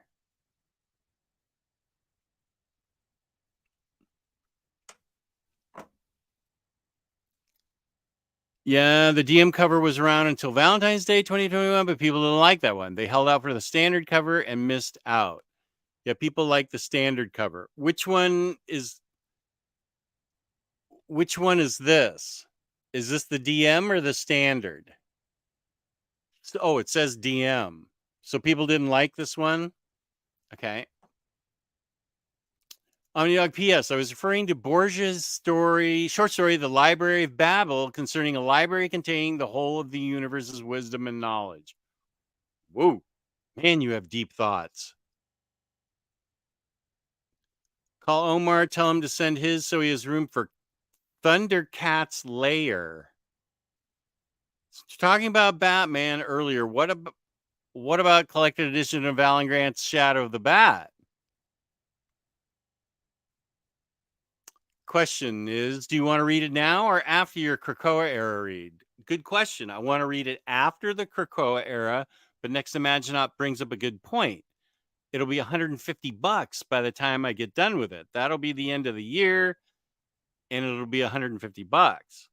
So if I end up with 2 copies, I'll just turn it around and sell it for that. I should get it now before it goes up any higher. I like the Union Jack DM cover because if later you might benefit waiting for a reprint. That's also true. We all know me, I may not get to Excalibur for 3 years. Borges. Okay, thank you. Lars loves Borges. Is Astro City Omnibus going to be any good, Jess? No, it's going to be fantastic, Terry. You definitely should get it. I'm not giving up on my standard trades. Peace and love. It took me too long to find them. But Omnibus is 100% recommended. You will love it. I would like advice on how to cull a collection, please. Need to make room for more great stories. I have a video that I made, I think in 2021, where I had James. I don't know what the name of it is, but I have Conan the Barbarian in my Batman Golden Age and Superman Golden Age, and they're building a wall that I can look through as my thumbnail. And in that, I give people reasons and advice and how to cultivate and cull your collection, how to cultivate your collection.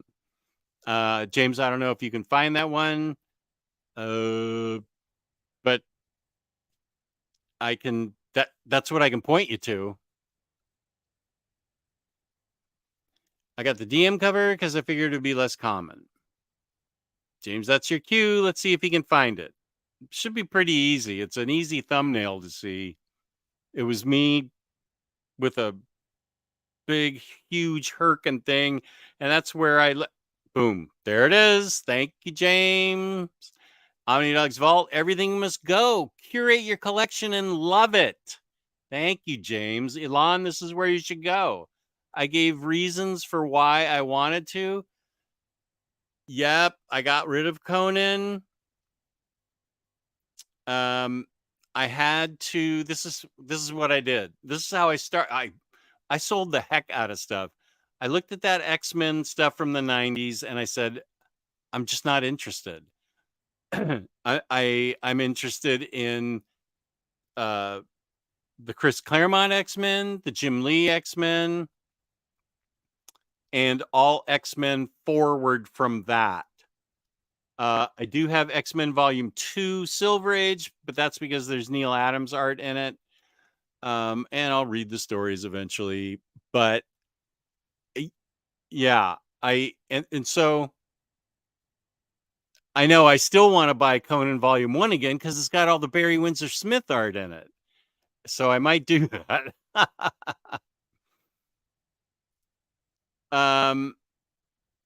My advice to reduce collection is to read everything. I can't do that. And get rid of what you don't want to read a second time. Agree. We need limits as collectors, and accept part of collecting is getting rid of stuff. I took a look at my collection, and I may do it again. I have to seriously look at every book and say, am I really interested in reading it? And if I've already read it, am I interested in rereading it? So that's how the big purge started. I sold a lot of my collection, and I'm still selling a lot of my collection. I'm still putting stuff up for sale. You guys wouldn't be interested in any of it, I'm quite sure. But that's how I did it. Am I really going to read it? Like, legitimately, am I interested in really reading this? And if not, it has to go. And if I'm interested in rereading it, like all my Snyder Batman and Tom King Batman, hell yes, I'm going to reread it. So I kept it all.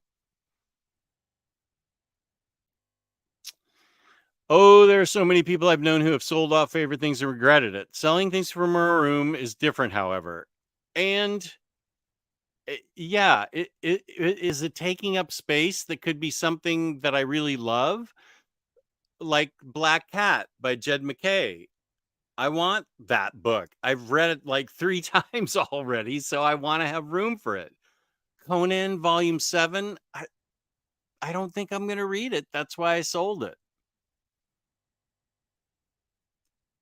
Savage Swords were the first series I got in multiple Omnis. I love them and I'm happy with them, but I didn't realize it was going to be 16 volumes. I think I was the only one happy Marvel lost the license.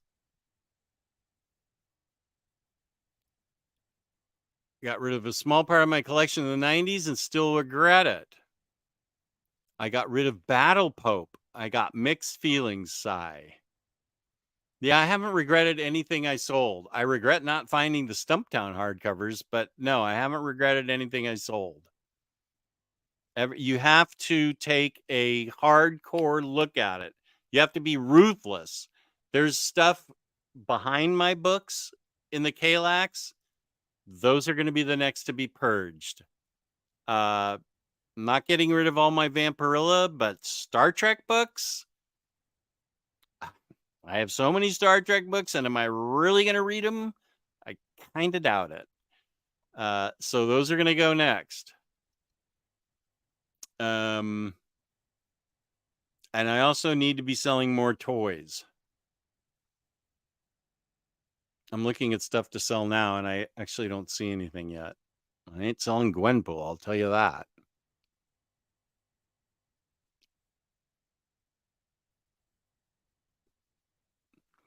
Going back to the tangent. Okay, good. My mom was texting me to organizing a message for her before at 11 o'clock. My bestie confirmed he could, so I called her and she answered in her chair at the movies. This is the pet peeve tangent.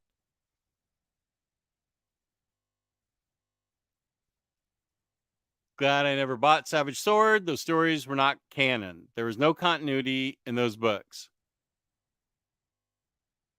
Okay, wait. So she was texting me during the movie. Oh, organizing a massage for her. No, I'm sorry, buddy. I'm never getting rid of those Usagi hardcovers. Oh, thank you. I thought it was just a fun addition to the show. So I got to stop collecting single issues. I know that. But I like to have a theme on my spinner rack. Right now it's Harley Quinn, and I need to make a reel of that for Instagram and YouTube, not TikTok. TikTok, TikTok. But I also have enough David Nakayama stuff to put on there, and I certainly have plenty of Adam Hughes to put on there. So I need to do that. Oh, yeah. Here's another thing. The Daily Bugle Lego. I have that. I have, what other Legos do I have, Freddie? Let's see. I have the Daily Bugle.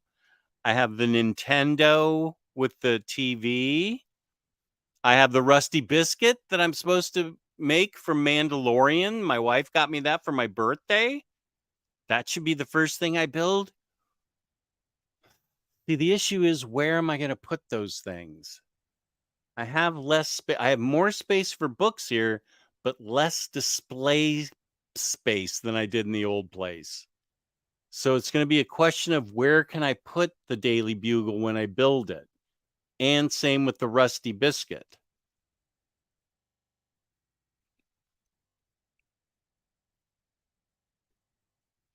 And you don't have a Lego Krusty Karen. I would love to see those covers in the Discord. I am happy to post my latest haul of covers in the Discord. I can do that after the show. Krusty Krab. Oh, that makes more sense.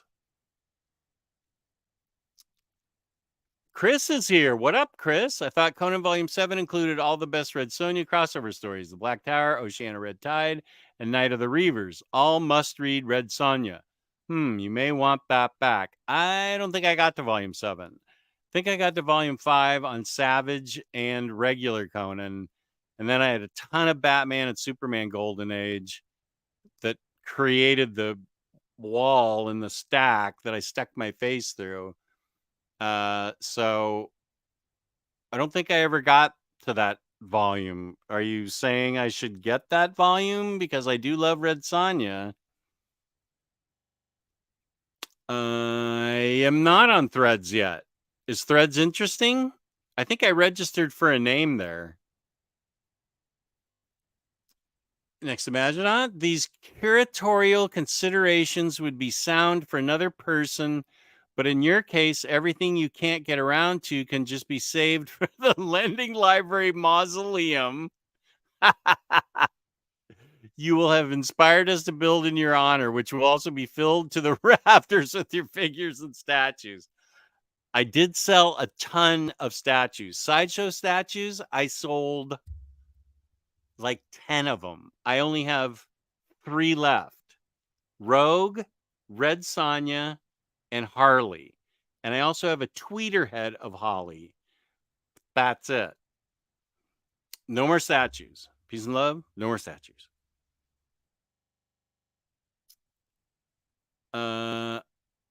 Just did you get Batman and TMT Omnibus? I did. That is over in that stack of shame over there. I read the first book and loved it, and I think I am going to love the rest of the stories.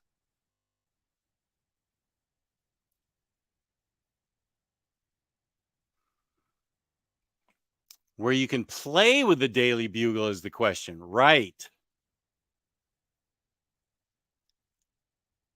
Did you get the SHC Red Sonja Omni? Is that the early stuff? I have an interest. If it's the early stuff, I have a small, short, interesting story about that.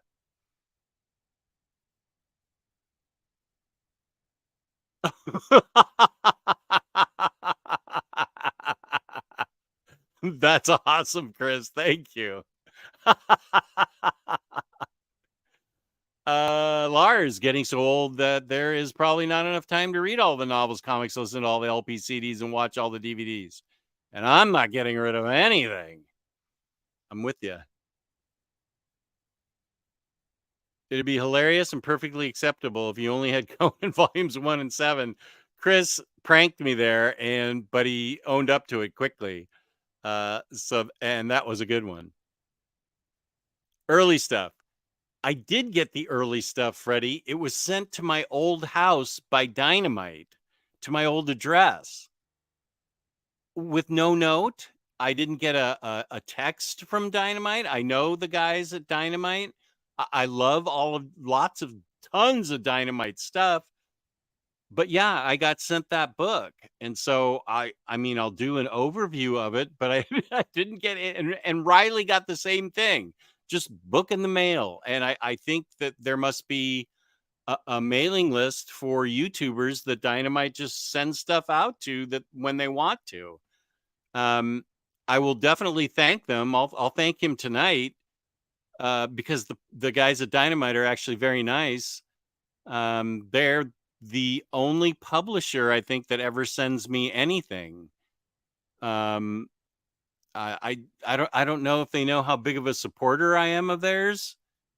But they were nice enough to send it to me, but there was no note or any text or anything. So I have it. I'll do an overview of it.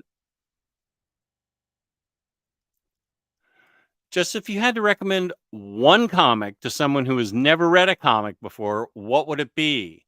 Well, we were faced with that, excuse me, with Tracy, my realtor. She ended up getting what I consider not a good first book for a new reader. One comic to someone who has never read a comic before, it would be Days of Sand, one of my books of the year that I believe we had for book club a few months ago. That is an extremely well told, simple story, simple illustrations. That book is magical. It shows the transformation of a young man. You all know the story of Days of Sand. That'd be the first one. That would be the one comic that I would recommend because it's an amazing read and it's easy to read and you get a lot out of it. It's not just a simple superhero story. It's like a real life slice of what it was like in the Depression and the Dust Bowl. You can't get any better than that for a first book, I don't think. No, I do not have a Harley body pillow. How dare you ask me that? What kind of person are you? Yes. You want me to go get it? Just a sec.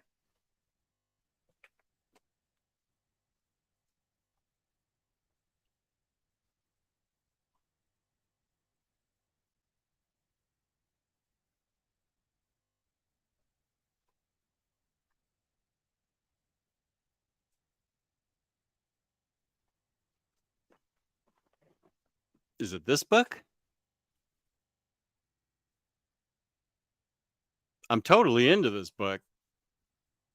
She-Devil with a sword? Yeah, baby. It is standard size. But it's also got nice glossy paper. The illustrations are nice. Who wrote all these? It's got a good table of contents. Writers Roy Thomas and a lot of other people. Yeah, I'm happy to do an overview of this book. I like this. I'm going to like that book.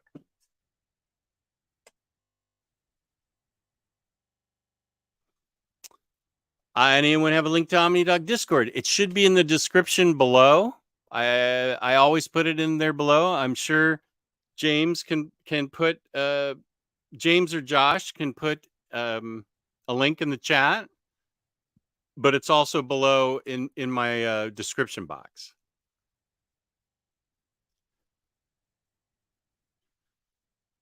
Whoa, that's a big link. Oh, more Discord. I'm not showing that. Next Imaginaut has thoughts for me and Razor Ramen.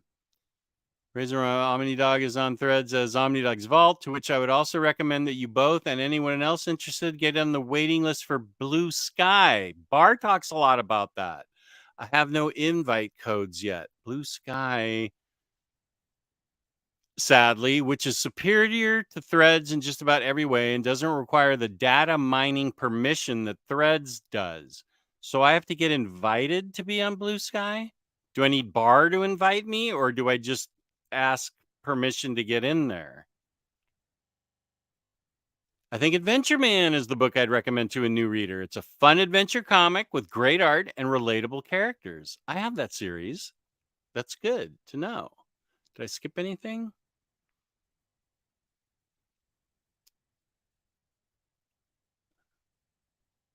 Oh, forgot to mention the Discord's book club of the month of October, Witches by Scott Snyder. Congratulations, Elon. You did not have to deal with mangoes. Good job. I think that's the book I voted for. Standard size hardcovers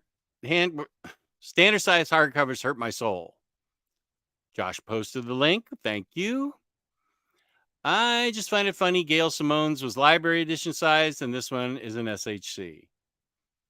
My below Discord is not working. What the hell? I just grabbed it. I just made a new one.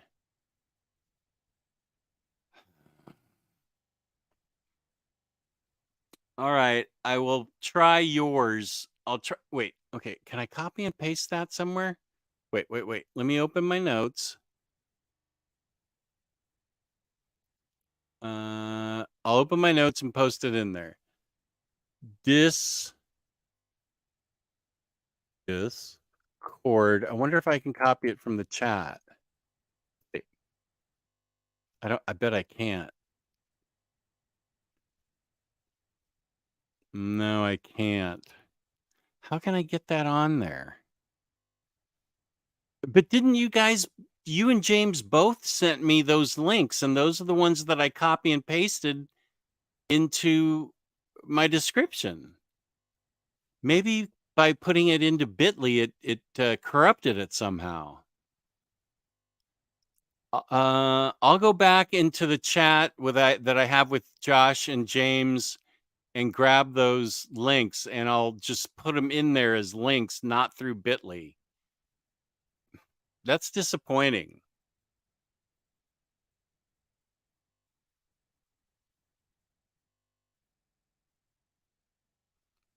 Here is the short link, Omnidog's Vault Discord.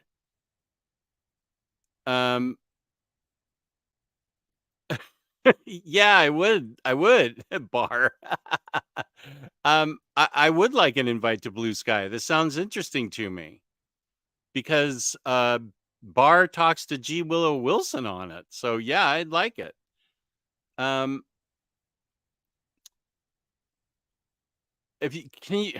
sorry, James, can you post that in our Facebook chat and I'll just use that and not run it through Bitly? Thank you. What a weird world is. I love Discord. I had a great conversation last night with people. I think Alon was in there and Cycle was in there. It was fun. I was hoping that the Red Sonja Omnibus was going to be the same dimensions as the Boys Omnibus. I'm still going to pick it up.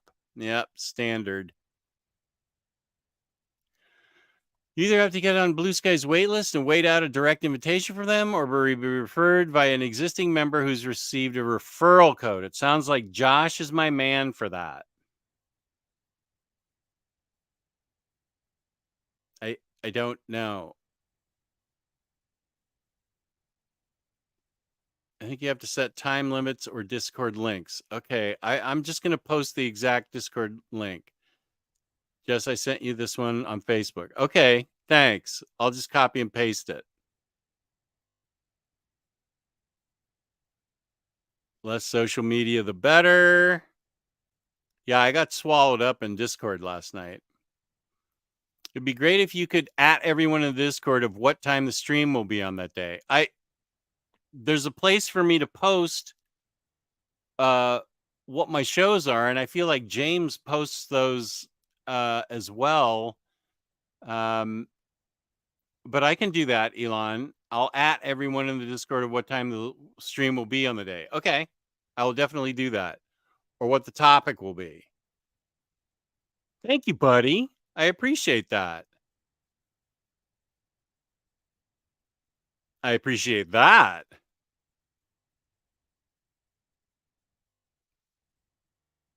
I'm starting to run out of steam. And I'm out of something to drink.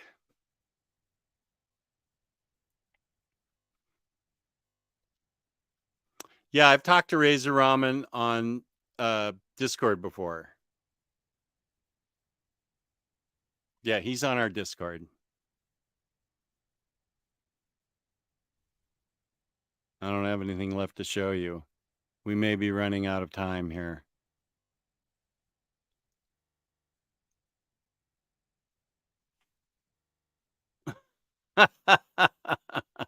Yeah, no, I get it. Melanie posted a link to my channel in a 60-second YouTube video, but I haven't seen it yet. It takes sometimes it takes a while to pop up. Well, you're welcome, Dr. Elevator. Let's give this a 10-minute time limit. We'll stop at 11:30. I think I have 10 more minutes in me. Just, do you plan on buying any more hot toys? I wasn't going to. And then I saw the Scarlet Witch they just put out. Holy smoke. It looks exactly like Elizabeth Olsen. Her eyes can go red. You can put like red eyes in there. And her base of fire lights up. I don't have the room for it.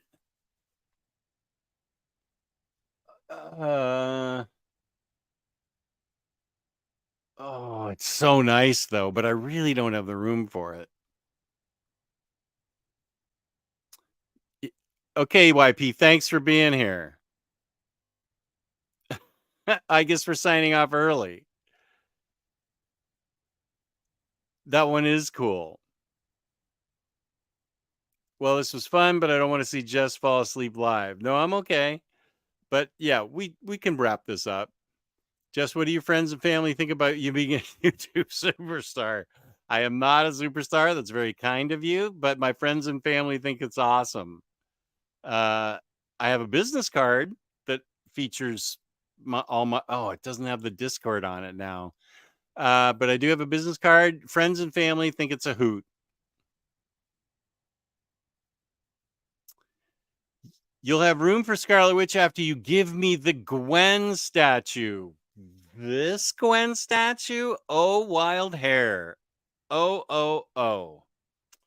That is just not happening. I love you, but peace and love it. And not happening. Glad you're doing better, enjoying the animated series. I am. It's great. So everybody, please remember to go to, wait, where are we? Organic Price Books, code Omnidog for $2 off. 5% off shipping 3 or more books together. Omnidog, ship it together. Peace and love. James, no thanks. Oh, what? Freddie, why aren't you in Discord? My link is broken apparently. I'll go in, I'll fix it, Lars. Apparently it's broken. I'll fix it tonight right after this. Scarlet Witch Hot Toy is $300. That's about $300 less than I thought it would be. The one that just came out? Are you sure? Because it's brand new. There's an old Scarlet Witch Hot Toy. I'm talking about the new one where the fire base lights up. Lars, use this Discord link. Yeah, without the Lars Gunderson part in there. I'm just going to copy and paste that in there and not go through Bitly. I must have made, it must have gotten corrupted somehow. Terry, thank you for joining. So I'm going to play us out with my theme song and peace and love. You guys are great. Thank you for sticking with me this whole time. Thank you for watching all the time, and peace and love, peace and love. Thank you so much. Thank you to the chat. You were great tonight. Thank you to the Minister of Comics. He's great, and hope you got something out of this. Appreciate all of you. Thank you. Baturdays,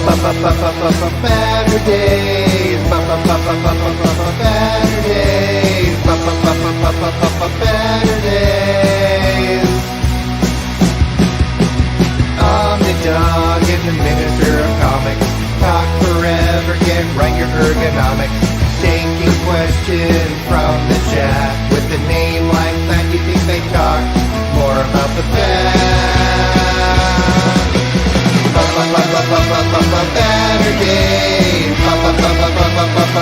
Baturdays, Baturdays,